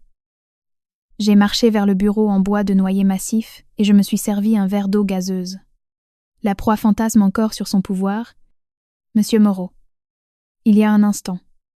Elle m'a jeté à la figure un chèque de 25 000 € pour acheter mon honneur. Et par-dessus le marché, elle m'a menacé de faire démolir ma maison par des voyous. Je suppose que le moment est venu de resserrer le filet. Dans quel état est le dossier d'évaluation du groupe Soul? Monsieur Moreau a éclaté de rire et a jeté le dossier sur la table en verre. Il s'est assis en face de moi. Ses yeux brillaient de l'acuité de l'un des loups de la bourse. Le groupe Soul de cette Isabelle, un cas de belle apparence à l'extérieur, mais qui tremble à l'intérieur. Notre équipe d'audit secrète a examiné tout le système de flux de trésorerie de cette femme. Les résultats sont exactement comme tu l'as prédit. La chaîne de restaurants subit de graves pertes. Sa dette sur le marché dépasse les 10 millions d'euros. Le projet de complexe touristique sur la Côte d'Azur, qu'elle présente partout comme garantie, est criblé de graves problèmes légaux. L'acte de propriété n'est pas encore sorti. Les banques l'ont déjà mise sur liste noire. J'ai révisé un par un les rapports financiers du groupe Soul. Les chiffres marqués en rouge me sautaient aux yeux. Une entreprise au bord de la faillite qui pourrait s'effondrer au moindre coup de vent. Mais cette femme continuait à conduire des voitures de luxe, à entretenir son jeune amant avec son argent. Sa fausse fierté était sa plus grande faiblesse. Elle nous a demandé un crédit de 25 millions d'euros. N'est-ce pas? À tout prix, elle a besoin d'obtenir cet argent cette semaine pour refinancer ses dettes bancaires. Sinon, tous ses biens seront saisis. Exactement. Elle a tiré toutes les ficelles. Elle me supplie par l'intermédiaire de consultants d'organiser une réunion pour la signature, hier après-midi. Elle m'a appelé en pleurant. Elle m'a dit que le projet a beaucoup de potentiel, que si Alpha investit, l'argent triplera. Comme le risque était très élevé, je pensais le rejeter directement, mais en me rappelant ton avertissement, j'ai laissé le dossier en attente. Comment comptes-tu t'occuper d'elle? J'ai pianoté de façon rythmée, avec mes doigts longs et fins sur la table en verre. Un plan parfait avait pris forme dans ma tête. Si mon ennemi aimait faire du théâtre, je lui montrais moi-même la scène la plus grandiose pour qu'il joue la pièce la plus tragique de leur vie. J'ai levé la tête et j'ai regardé Monsieur Moreau. Ma voix était froide et tranchante. Ne le rejetes pas. Monsieur Moreau, donnez-lui le plus grand espoir. Dites à votre secrétaire d'appeler Madame Isabelle et de lui communiquer que le conseil d'administration d'Alpha a examiné le dossier et qu'en principe, il a approuvé le crédit de 25 millions d'euros. Dites-lui que ce soir, le représentant du principal actionnaire du fonds se réunira personnellement avec elle pour discuter des dernières conditions avant le transfert de l'argent. Monsieur Moreau a froncé les sourcils, mais peu après ses yeux ont brillé d'excitation. Il connaissait bien mon caractère. Si je faisais un mouvement, l'adversaire perdrait non seulement son argent, mais aussi son honneur, sa réputation et son arrogance. Tu vas l'affronter personnellement. Lucia, pendant 3 ans, tu as joué le rôle d'une épouse patiente. Et maintenant, tu vas soudainement apparaître comme l'actionnaire qui tient le destin de son entreprise entre ses mains. Ce choc pourrait être trop fort pour Madame Isabelle et ce mari à toi. Ils vont devenir fous. C'est exactement ce que je veux. Je veux qu'ils montent au sommet de l'illusion pour que, lorsque je les pousserai vers le bas, ils ressentent la douleur jusqu'à la moelle. Ils ont osé m'humilier avec de l'argent. Je leur apprendrai avec de l'argent à quel point la loi de cause à effet est cruelle. Compris. J'organise ça tout de suite. Je sais qu'Isabelle aime l'ostentation. Quand elle apprendra qu'Alpha va investir, elle organisera sûrement une grande fête pour célébrer ça. Laissons-les faire leur fête. Nous leur apporterons un cadeau qu'ils n'oublieront pas. J'ai hoché la tête. Je me suis levée. Et j'ai marché vers la baie vitrée. J'ai regardé le paysage de Paris illuminé. La pluie dehors avait commencé à forcir. Ce soir, une véritable tempête allait bouleverser la vie de ces personnes qui, un jour, avaient jeté ma nourriture aux chiens. Julien, Madame Chantal, Sophie et cette arrogante Isabelle. Tous tomberaient dans le filet que j'avais préparé. Le jeu était terminé. L'heure de la chasse avait commencé. À 8 heures du soir, nous étions dans le restaurant le plus luxueux de la ville, un 5 étoiles situé au dernier étage d'un gratte-ciel. Les salons VIP, décorés dans un style royal, étaient baignés par la lumière étincelante des lustres en cristal et le parfum coûteux des lits, Isabelle avait réservé tout le salon pour cette fête de célébration ostentatoire. Sur la longue table recouverte d'une nappe en soie blanche, s'alignaient les fruits de mer les plus choisis, du homard au caviar, et des vins français à des dizaines de milliers d'euros. Isabelle portait ce soir-là une robe de soirée dorée scintillante, et avait orné son cou et ses bras de bijoux en diamants. Son visage rayonnait d'une joie débordante. La nouvelle qu'elle avait reçue l'après-midi de la secrétaire du fonds Alpha était comme un élixir qui avait sauvé sa vieille vie. Les 25 millions d'euros étaient sur le point d'être versés sur son compte. Le groupe Soul serait sauvé du bord de la faillite. À ce moment-là, elle se sentait comme la reine du monde. Et bien sûr, à cette fête de la victoire, Isabelle n'avait pas oublié d'amener son jouet préféré, Julien, dans un costume hors de prix qu'Isabelle lui avait acheté. Était très élégant. Ses cheveux brillaient de gel et il s'inclinait en faisant des révérences alors qu'il servait du vin à Isabelle. Et ce qui était encore plus comique, Madame Chantal et ma belle-sœur Sophie étaient également là. Julien les avait amenés pour qu'elle rencontre sa future belle-fille. Riche et puissante, Madame Chantal portait une robe en velours rouge avec un faux collier de perles autour du cou. Elle flattait tellement Isabelle que les rides au coin de ses yeux s'étaient encore plus creusées. Sophie, quant à elle, n'arrêtait pas de sortir son téléphone pour prendre des photos et se vanter sur les réseaux sociaux de cette richesse empruntée à son frère. « Ah, Madame Isabelle, vous êtes l'ange gardien de notre famille. Mon fils Julien, quelle malchance il a eu en se mariant avec cette femme pauvre. Radine est inutile. Maintenant, vous lui avez tendu la main.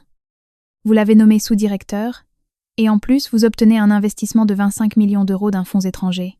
Notre famille devra prier pour vos 7 générations pour avoir rencontré quelqu'un de si talentueux et noble que vous. Je porte un toast à vous. » Isabelle a levé son verre de vin et a pris une gorgée. Son regard arrogant a balayé les 3 personnes qui s'inclinaient et faisaient des révérences devant elle. Elle appréciait énormément cette sensation de flatterie. Ce n'est pas grand-chose. Madame Chantal. Julien est un bon garçon. Intelligent. Il me sert bien et je le satisfais. Dès que le fonds Alpha versera ses 25 millions sur le compte, je lui achèterai une villa à Neuilly-sur-Seine. Il n'aura plus à se battre pour l'appartement de sa moins que rien de femme. Quant aux femmes qui ne connaissent pas leur place, comme cette Lucie, je lui ai jeté 25 000 euros à la figure, et elle a eu l'audace de les déchirer.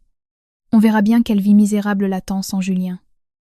En entendant sa maîtresse parler de moi, Julien est intervenu immédiatement, a bombé le torse et s'est vanté. Madame Isabelle a tout à fait raison. Cette Lucie est une idiote qui a méprisé sa chance. Elle a cru qu'elle avait accompli quelque chose avec le petit spectacle qu'elle a monté ce matin à l'entreprise. Mais elle ne sait pas à quel point ma Isabelle est supérieure. Ce soir, le représentant des actionnaires du fonds Alpha vient ici pour signer le contrat. Madame Isabelle, laissez-moi recevoir les invités. Je leur montrerai mon talent. Ils comprendront le choix si judicieux que vous avez fait. Juste à ce moment-là, la porte en bois massif sculpté du salon VIP s'est soudainement ouverte à la volée. Il n'avait pas frappé. C'était juste une ouverture décidée et froide. 4 gardes du corps trapus vêtus de costumes noirs sont entrés et se sont placés des 2 côtés. Derrière eux, sont entrés lentement le PDG du fonds Alpha, Monsieur Moreau. Et enfin, moi. Je portais une élégante robe de soirée noire, avec une fente qui révélait mes courbes. Mes cheveux étaient attachés en un chignon serré. À mon cou brillait un collier d'émeraude, qui valait autant que ce restaurant. Ma posture irradiait une supériorité absolue. Il ne restait plus aucune trace de la femme opprimée d'hier. Dès qu'ils m'ont vue, le sourire d'Isabelle, de Julien, de Madame Chantal et de Sophie s'est figé. En même temps, leurs yeux se sont écarquillés.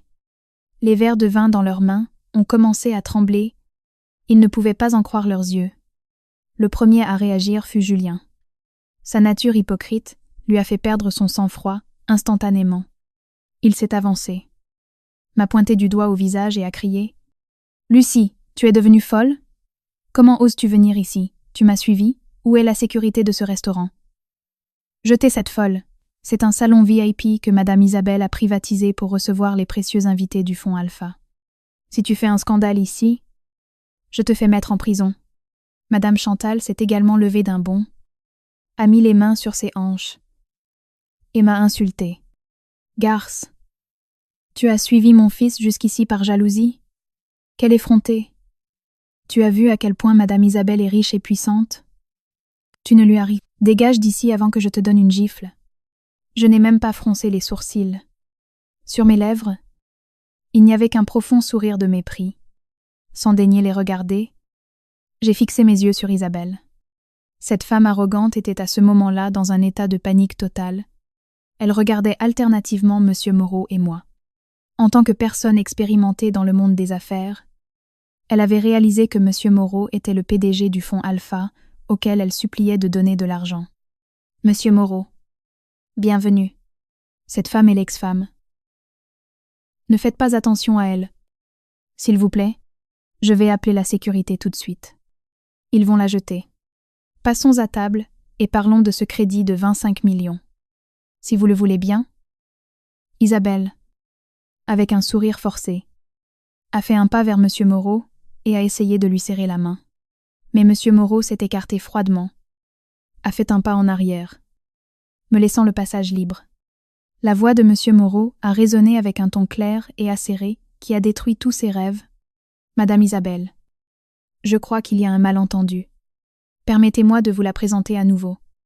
La dame qui se trouve devant vous, Lucie Dubois, n'est pas une folle, et vous n'avez pas l'autorité de la jeter. Elle est la principale actionnaire du fonds d'investissement Alpha, la personne ayant le pouvoir de décision absolue, et elle est ici ce soir pour répondre personnellement à votre demande de crédit de 25 millions d'euros. Le temps dans le salon VIP a semblé s'arrêter. Le silence était si profond qu'on aurait pu entendre le bruit d'une fourchette tombant sur la moquette. Isabelle est restée la bouche ouverte, avec une expression de stupeur. Ses yeux semblaient sur le point de sortir de leurs orbites. Elle a trébuché contre sa chaise et s'est effondrée sur le sol. Son visage était contracté par la peur, et de sa bouche sortaient des sons inintelligibles. Madame Chantal et Sophie, de leur côté, étaient restées pétrifiées comme des statues. Leurs dents claquaient. J'ai fait un pas en avant. J'ai tiré la chaise en bout de table et je me suis assise avec élégance. J'ai sorti de mon sac les rapports financiers du groupe Soul et je les ai jetés au milieu de cette table pleine de nourriture de luxe. Comment allez-vous? Madame Isabelle? Hier. Vous m'avez appelée employée salariée. Travailleuse. Une femme ratée. N'est-ce pas? Vous avez dit qu'en un claquement de doigts, je perdrais mon travail. Oh les yeux. Claquez des doigts maintenant. Et voyons si votre groupe Soul, Vida Attendate, sera rayé ou non de la carte économique de Paris. Isabelle tremblait de la tête aux pieds. Ses jambes ne la soutenaient plus. Elle s'est affalée sur la chaise d'à côté. Le maquillage de son visage s'était mélangé à sa sueur froide. Présidente Dubois. Vous ne pouvez pas être la principale actionnaire d'Alpha. C'est impossible. Ça ne peut pas être vrai. Je me suis penchée en avant. Mon regard aiguisé comme un couteau a transpercé l'armure de fausse noblesse de cette femme. Dans ce monde, il n'y a rien d'impossible. Vous, ignorante de nouvelles riches, avez essayé de tromper le fonds Alpha avec un dossier rempli de dettes et un faux acte de propriété pour soutirer 25 millions d'euros. Vous avez cru pouvoir me tromper. En tant que principal actionnaire du fonds Alpha, je vous communique officiellement que je rejette la totalité de la demande de crédit du groupe Soul. Et non seulement cela, mais j'ai envoyé tous vos rapports financiers falsifiés à la banque, avec laquelle nous travaillons conjointement. Demain matin, la banque saisira officiellement votre chaîne de restaurants et votre complexe touristique pour recouvrer vos dettes. Félicitations. Vous êtes officiellement en faillite. Ma sentence d'exécution a résonné froide, impitoyable, sans la moindre once de miséricorde. En entendant cela, la vue d'Isabelle s'est brouillée. Elle a poussé un cri de douleur et s'est effondrée sur la table. Ce cri mettait fin, officiellement, au jour d'arrogance de cette tapageuse tierce personne, tandis que, dans un coin de la pièce, j'ouvrais la porte de l'enfer pour les ingrats qui tremblaient de la tête aux pieds. Le salon VIP du restaurant 5 étoiles ne différait en rien d'un champ de bataille de personnes à qui l'on venait d'arracher l'âme. Isabelle, effondrée sur la table, pleurait à chaudes larmes. Ses cris de douleur, mêlés à ses gémissements désespérés, détruisaient la fausse et luxueuse atmosphère. L'empire qu'elle avait construit pendant des années à base de dettes et de ruses s'était effondré avec ma seule phrase. « Vous êtes en faillite. » Ces mots, pour quelqu'un comme elle, malade d'une fausse fierté, étaient pires que la mort. Julien était toujours assis par terre, le regard dans le vide. Il m'observait comme si j'étais un monstre sorti de l'enfer. Dans son cerveau étroit et lâche, il ne pourrait probablement jamais, même dans sa prochaine vie, comprendre comment sa femme, celle qui avait supporté bec et ongles les insultes de sa belle-mère échevelée, celle qui avait travaillé jour et nuit pour payer ses dettes, était devenue la puissante présidente d'une holding, capable de faire la pluie et le beau temps, écrasant même la femme riche qui l'idolâtrait, Madame Chantal, qui il y a un instant flattait Isabelle et m'appelait garce, que n'avait plus une goutte de sang dans le visage. Elle s'était recroquevillée dans un coin, se tenant la poitrine et tremblant comme une feuille. Elle avait commencé à comprendre que la mine d'or à laquelle son fils tentait de s'accrocher s'était transformée en un tas de cendres, et que la belle fille qu'elle regardait comme si elle était un déchet était en réalité un diamant. Soudain, Isabelle, tel un animal blessé, s'est levée d'un bond, ses yeux étaient injectés de sang, son visage, avec le mascara coulant, avait un aspect horrible et pitoyable. Quand une personne perd tout, son visage le plus laid et le plus méprisable apparaît au grand jour. Et la cible de la colère d'Isabelle n'était autre que Julien. Elle a attrapé Julien par le col de sa veste hors de prix et lui a donné gifle sur son visage stupéfait. Le son des claques résonnait dans la pièce. « Misérable, misérable, tout est de ta faute. Pour avoir laissé entrer une ordure comme toi dans ma vie, je me suis mise à dos la principale actionnaire d'Alpha. Tu es la cause de la perte de toute ma fortune. Estupide. Incapable.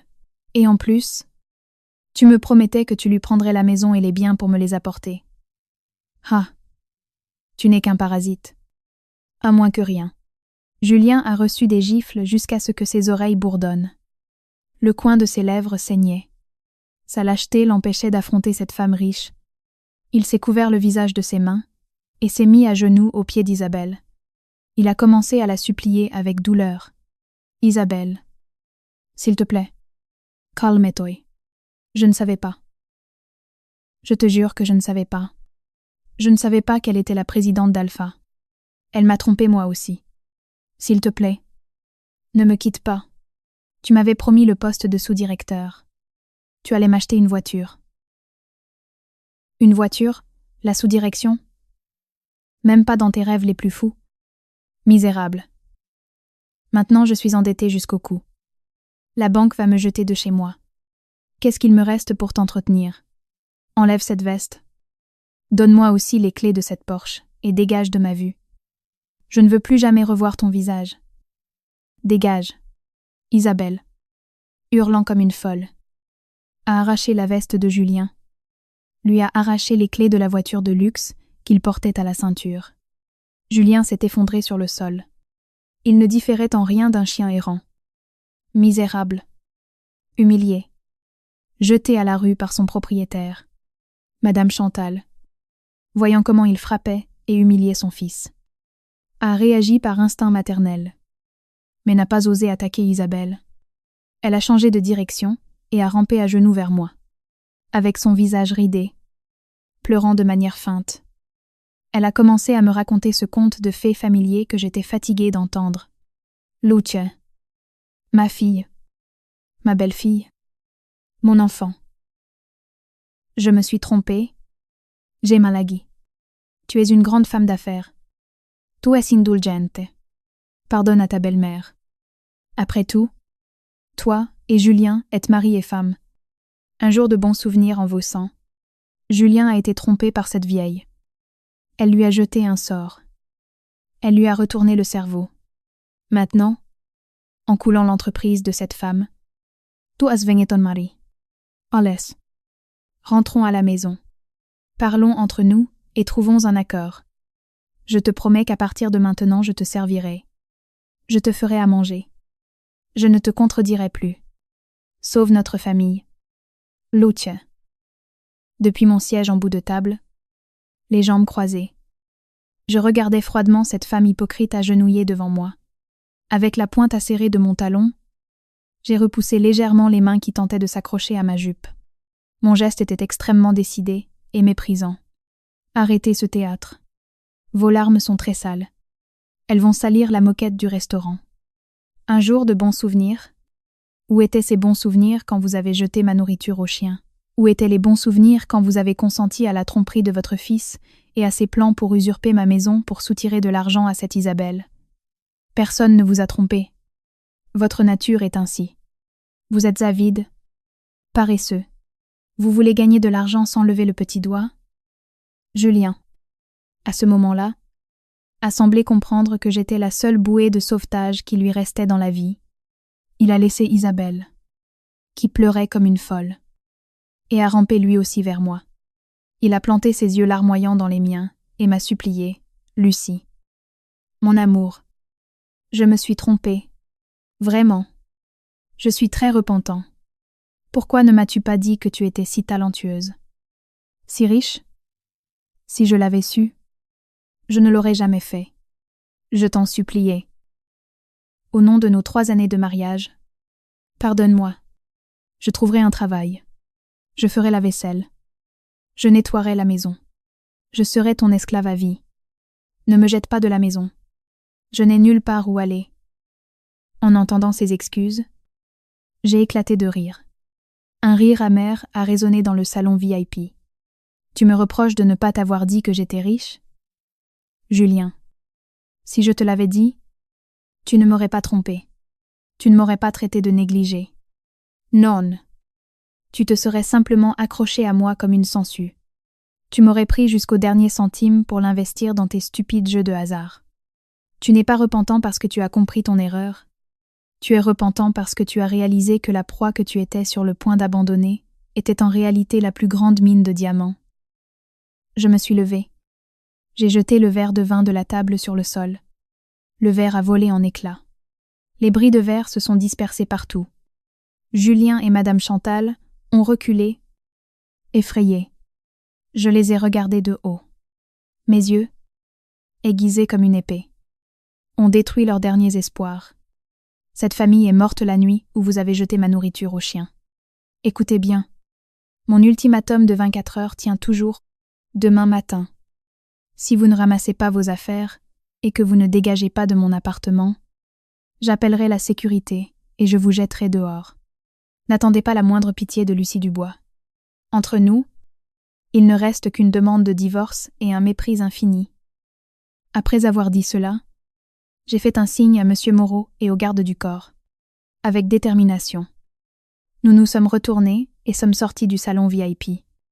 Nous n'avons pas regardé en arrière une seule fois.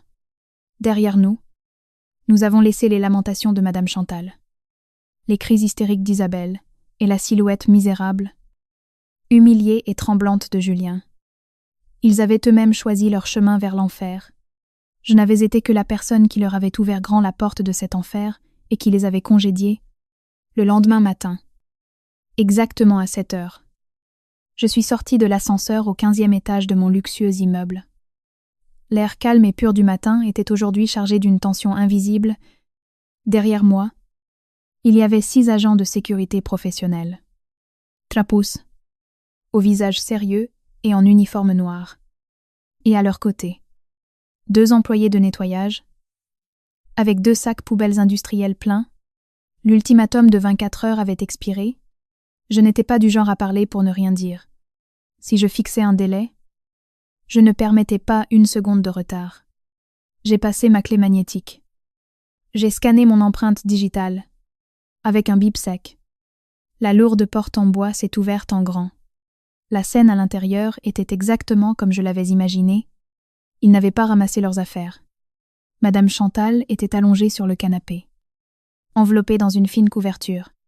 Son visage était émacié après une nuit d'insomnie passée entre la honte et la peur. Sophie s'était recroquevillée dans un coin de la table à manger. les yeux gonflés. Elle serrait toujours son chien, Rocky dans ses bras. Julien, de son côté, était assis sur le balcon, la tête baissée. Autour de lui se trouvaient des canettes de bière vides et des mégots. Ils étaient comme des fantômes s'accrochant à leurs derniers instants dans une maison qui ne leur appartenait plus. Ils avaient pensé que ma menace était vaine. Ils avaient pensé que s'ils restaient immobiles, moi, en tant que femme, j'hésiterais à aller plus loin et je céderais.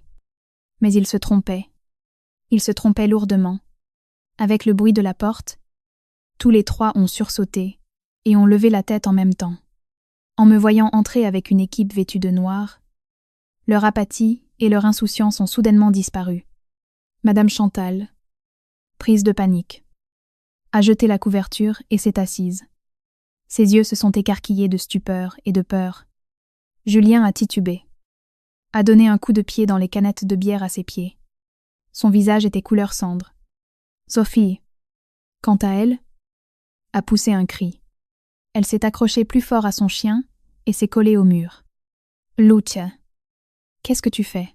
Pourquoi as-tu amené ces inconnus à la maison? Tu vas faire ta petite brute à 7 heures du matin? Je n'ai pas daigné la regarder un seul instant. J'ai croisé les bras au milieu du salon et j'ai fait un signe au chef de la sécurité. Ma voix était dure et froide comme de l'acier. Elle coupait l'air étouffant de la pièce comme un couteau. Commencer à travailler. Entrer dans toutes les pièces. Ramasser les vêtements, les chaussures, les cosmétiques et les effets personnels de ces 3 personnes. Mettez tout dans les sacs poubelles noirs. Ne touchez pas aux meubles ni aux appareils électroniques qui font partie de la maison. Quand vous aurez terminé d'emballer, descendez tout au rez-de-chaussée et jetez-le sur le trottoir. Soyez rapide et déterminé. Pas besoin de faire attention. L'équipe de sécurité s'est dispersée instantanément et est entrée dans les chambres. Les 2 employés de nettoyage ont ouvert les sacs poubelles noirs et ont commencé à ramasser le brick, braque sur les tables et les étagères. En voyant cela, Madame Chantal a commencé à crier. Elle a essayé d'arracher les robes en soie que le garde de sécurité sortait du placard, mais un garde corpulent l'a arrêtée facilement et l'a repoussée sur le canapé. Mon Dieu, on me vole. Comment osez-vous jeter mes affaires? Mes vêtements. Mes affaires. Où les emmenez-vous? Julien, tu es mort? Tu ne vois pas ce que fait ta femme? Appelle la police. Julien, à ce moment-là, a semblé reprendre ses esprits. Il s'est jeté sur moi, ses yeux injectés de sang par l'alcool et la colère. Mais avant qu'il n'ait pu me toucher, le chef de la sécurité lui a tordu le bras dans le dos et l'a couché sur la table en verre. Julien a crié de douleur. « Lucia, tu es folle? Tu oses utiliser la violence contre moi dans cette maison? Nous ne sommes pas encore divorcés. Je suis toujours domicilié ici. Ce que tu fais est illégal. Je vais te poursuivre en justice. Je t'amènerai devant les tribunaux pour usurpation de biens. Dis-leur d'arrêter. » Je me suis approché lentement de lui. J'ai regardé son visage pressé contre la table en verre. Je lui ai donné un léger coup sur le front avec un doigt. Mon regard était plein de mépris et de cruauté. Un procès? De quel droit vas-tu me poursuivre? L'acte est à mon nom. J'ai fait un contrat de séparation de biens avant de nous marier. Ta domiciliation n'est qu'un registre d'invités. Hier après-midi, j'ai annulé ton inscription auprès du syndic. Tu crois que la loi va protéger un parasite qui trompe sa femme, qui est endetté jusqu'au cou et qui essaye d'usurper ses biens? J'ai signé la demande de divorce. Elle est sur la table. Si tu as 2 doigts de jugeote, signe-la et dégage. Sinon, non seulement tes chiffons, mais toi aussi tu seras jeté à la rue de force. Depuis la chambre, on entendait les sanglots de Sophie. Ses faux sacs à main, ses cosmétiques hors de prix, achetés avec mon argent, étaient jetés sans pitié dans les sacs poubelles par les employés de nettoyage. Sophie est sortie en courant et s'est accrochée à la main de sa mère. Maman. Mes affaires. Mon maquillage. Il les jette. Ma belle-sœur est devenue folle. Maman. Julien. Faites quelque chose. Pourquoi permettez-vous qu'elle nous piétine? En seulement 20 minutes, toutes les affaires personnelles des 3 avaient été entassées, dans 6 immenses sacs poubelles noirs. L'équipe de sécurité a attrapé les sacs et les a traînés sur le parquet vers l'ascenseur. Je me suis tournée et j'ai regardé les 3 personnes qui se tenaient maintenant au milieu du salon, tremblantes, dépouillées de leurs biens. Maintenant c'est votre tour. Vous sortez de vous-même. Ou vous préférez que mon équipe de sécurité vous expulse manu militari? Madame Chantal s'est tenue la poitrine et a pris une profonde inspiration. Elle avait compris que cette fois, ce n'était pas une menace en l'air. Mon pouvoir, mon argent et ma cruauté avaient écrasé jusqu'au dernier misérable vestige de son courage. Elle s'est levée en tremblant, a pris Sophie par la main. Sophie a aussi serré son chien et a suivi sa mère. Il y a un démon dans cette maison. Dieu voit tout. Pour avoir traité si cruellement la famille de ton mari, tu recevras aussi ta punition. On verra combien de temps tu pourras vivre heureuse. Une femme maléfique comme toi? J'ai éclaté de rire. Un rire libre et joyeux. Une punition? Ne vous inquiétez pas. Belle maman, je vais très bien. Et quand cette maison sera nettoyée des parasites comme vous, j'irai 10 000 fois mieux. La punition, c'est pour ceux qui mordent la main qui les nourrit. C'est pour ceux qui jettent la nourriture de quelqu'un d'autre à un chien. Gardez vos malédictions pour vous. Madame Chantal et Sophie sont sorties silencieusement par la porte. Julien s'est dégagé de la main du garde de sécurité. Il m'a regardé une dernière fois. Ses yeux étaient pleins de haine, de regret et de désespoir. Il a pris la demande de divorce sur la table, d'une main tremblante. Il l'a signée et me l'a rendue d'un coup sec. Tu le regretteras. Lucia, l'argent ne peut pas acheter l'amour. Tu riche, mais tu seras seule toute ta vie. Je préfère être seule sur mon propre argent que de vivre avec une ordure pourrie comme toi. Dégage. La porte a claqué derrière eux. Je suis sortie sur le balcon. J'ai regardé en bas. 7h30 du matin, et l'heure la plus animée. Celle où tout le monde part travailler. L'équipe de sécurité avait jeté les 6 énormes sacs poubelles, remplis de leurs vêtements sur le trottoir. Madame Chantal. Julien et Sophie étaient recroquevillés à côté de ce misérable tas d'affaires. Les voisins qui passaient, les connaissances du quartier s'arrêtaient, les pointaient du doigt et murmuraient. Les mêmes personnes à qui Madame Chantal avait un jour raconté à quel point son fils avait réussi, la luxueuse maison qu'il avait achetée. Maintenant, ils voyaient comment toute la famille était jetée à la rue. Leurs affaires entassées dans des sacs poubelles.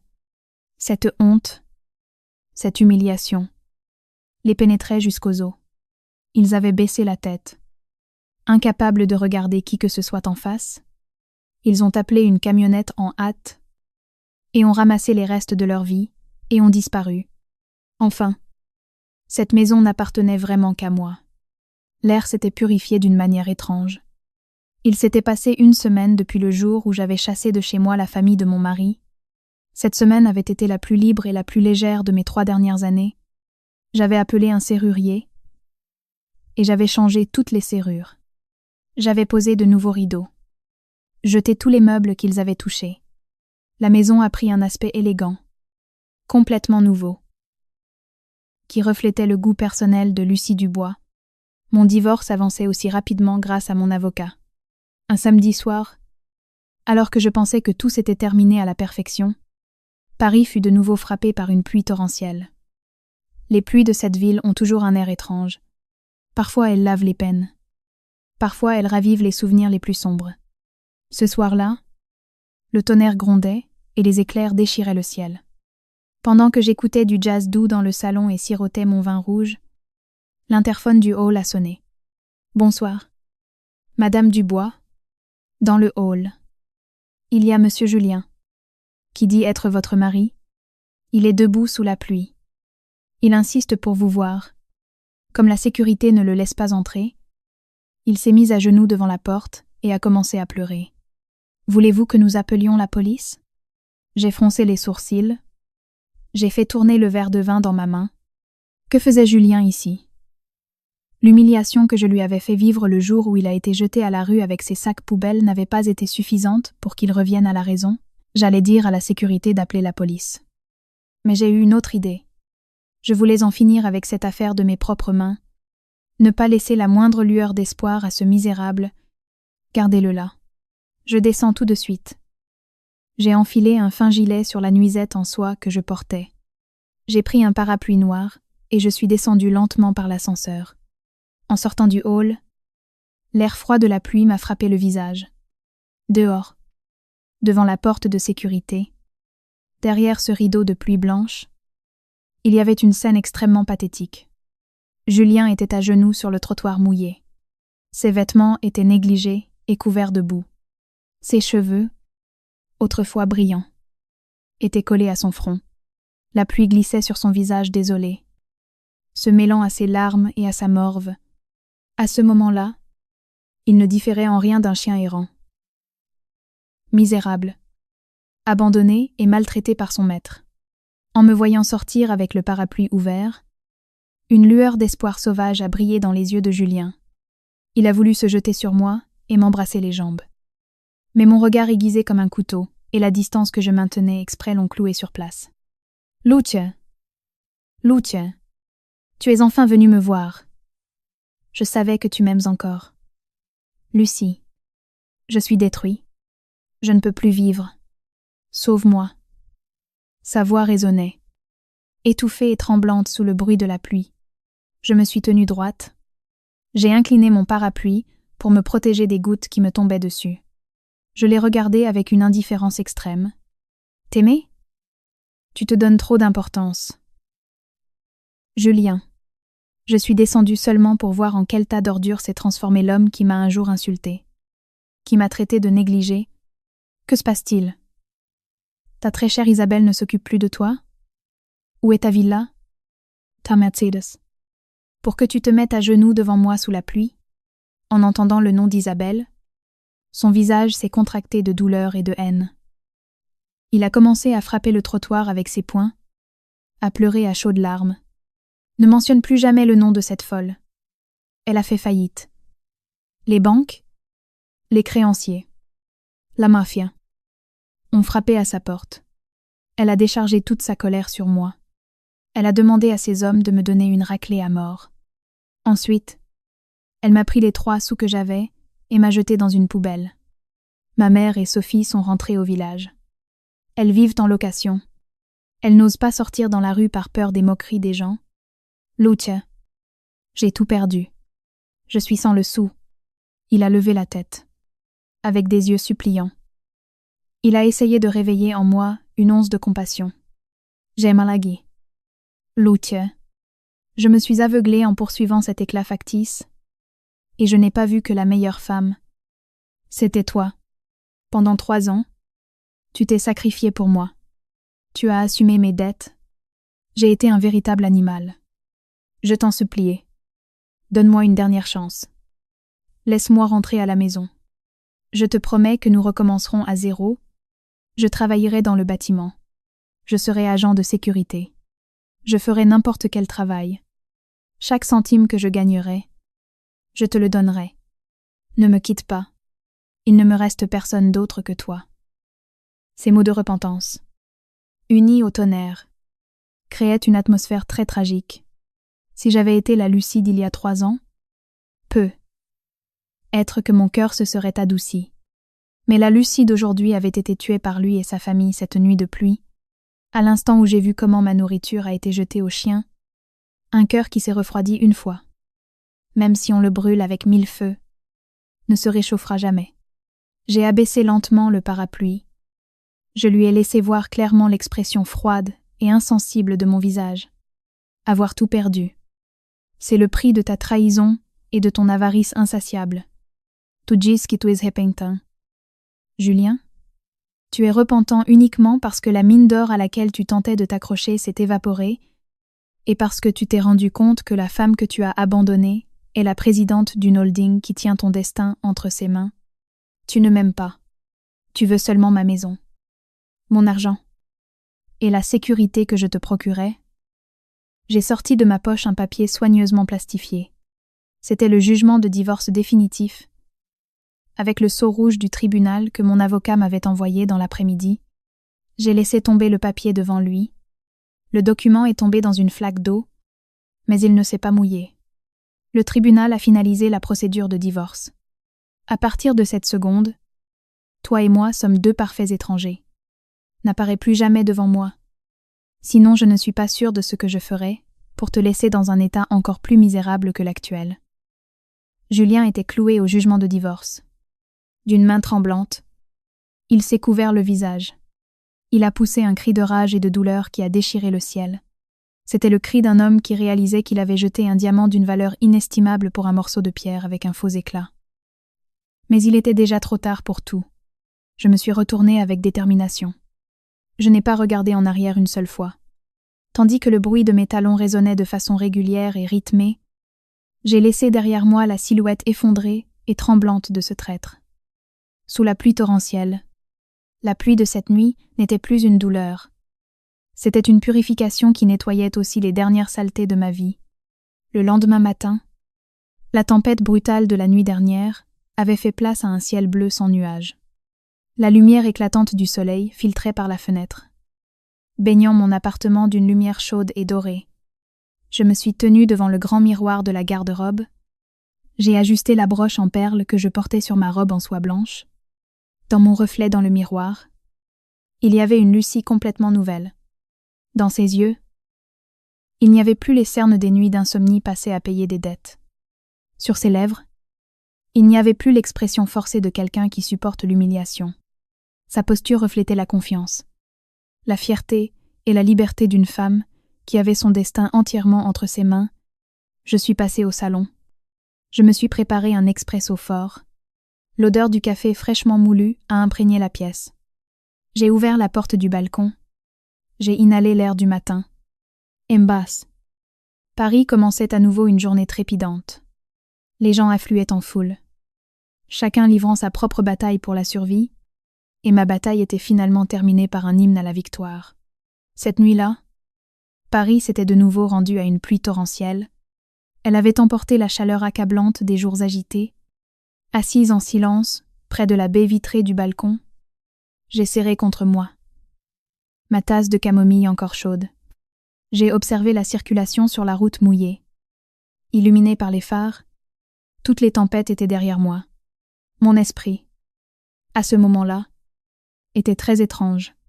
Face à l'effondrement de ceux qui m'avaient écrasé sans pitié, je ne ressentais ni l'ivresse de la victoire, ni la joie. La confrontation brutale de la veille semblait avoir été rangée dans un tiroir poussiéreux de souvenirs. La seule chose qui restait en moi était une légèreté indescriptible, une paix et une profonde sérénité. Les gens disent que la vengeance la plus amère est la vengeance elle-même, mais en traversant la tempête, j'ai compris que le plus haut niveau de vengeance, c'était en réalité de lâcher prise. J'ai lâché prise. Non pas parce que j'ai pardonné à ceux qui ont donné ma nourriture aux chiens par cette froide nuit de pluie, mais pour me libérer moi-même, pour me débarrasser des cendres d'une relation pourrie, et pour ouvrir un espace pur dans mon âme où de nouvelles choses pourraient grandir sans regarder en arrière. Ma transformation. De cette épouse patiente, décoiffée, qui travaillait jusqu'à faire une hémorragie à l'estomac pour payer les dettes d'un traître, à cette Lucie fière, froide et déterminée, qui a récupéré tous ses privilèges et chassé les parasites de sa vie, a été en vérité une métamorphose pleine de sang et de larmes. À cette époque, je pensais que le ciel, au-dessus de ma tête, s'était effondré, quand j'ai été impitoyablement abandonnée par les personnes auxquelles j'avais consacré toute ma jeunesse. J'ai eu peur de la solitude. Mais, savez-vous, cette nuit de pluie où j'ai été humiliée fut une pluie de purification qui a lavé la naïveté et la stupidité qu'il y avait en moi, et a créé la femme d'acier d'aujourd'hui. Les difficultés n'existent pas pour nous détruire. Les difficultés existent pour mettre à l'épreuve les limites de la résistance humaine, de l'histoire vivante et sanglante de ma propre vie. Je veux donner une profonde leçon de survie à toutes celles qui m'écoutent, en particulier aux femmes dont les cœurs sont toujours ouverts à l'amour et au refuge. En tant que femmes, nous sommes émotionnelles par nature. Mais s'il vous plaît, que ne confiez jamais votre vie, votre joie et vos biens à un homme ou à une famille qui ne vous valorise pas. Le mariage est un voyage en train. Les gens peuvent monter dans le même train que vous, mais à mi-chemin, ils peuvent descendre. que ce soit de manière intentionnelle ou involontaire. Quand ils partent, si vous ne savez pas tenir la barre, votre train s'écrasera. Un sacrifice aveugle ne correspond jamais à l'amour. Il ne crée que des personnes dépendantes et ingrates. L'arme la plus tranchante d'une femme n'est pas ses larmes de douleur, ni la beauté qui s'estompera avec le temps, mais son intelligence, son indépendance et sa liberté financière. L'argent ne peut pas acheter la véritable bonheur, mais l'argent que tu gagnes à la sueur de ton front, par tes propres moyens, t'achètes le respect, le droit d'établir les règles du jeu, et un bouclier solide pour te protéger des coups de la vie. Quand tu as ton argent et ta valeur, si quelqu'un te donne un coup, au lieu de supplier pour de la clémence, tu peux payer tes propres factures d'hôpital et continuer ton chemin la tête haute. N'utilise pas ton cœur blessé pour semer davantage de graines de haine. Ne perds pas la foi dans les autres beautés du monde à cause de quelques mauvaises personnes. Punir les méchants. Faire ta propre justice et redessiner les limites de ton respect. C'est nécessaire. Mais après tout, n'oublie pas de te retourner et d'enlacer et consoler cette petite fille que tu portes en toi. Cuento asmao. Autorise-toi à pleurer toutes les larmes de ton corps.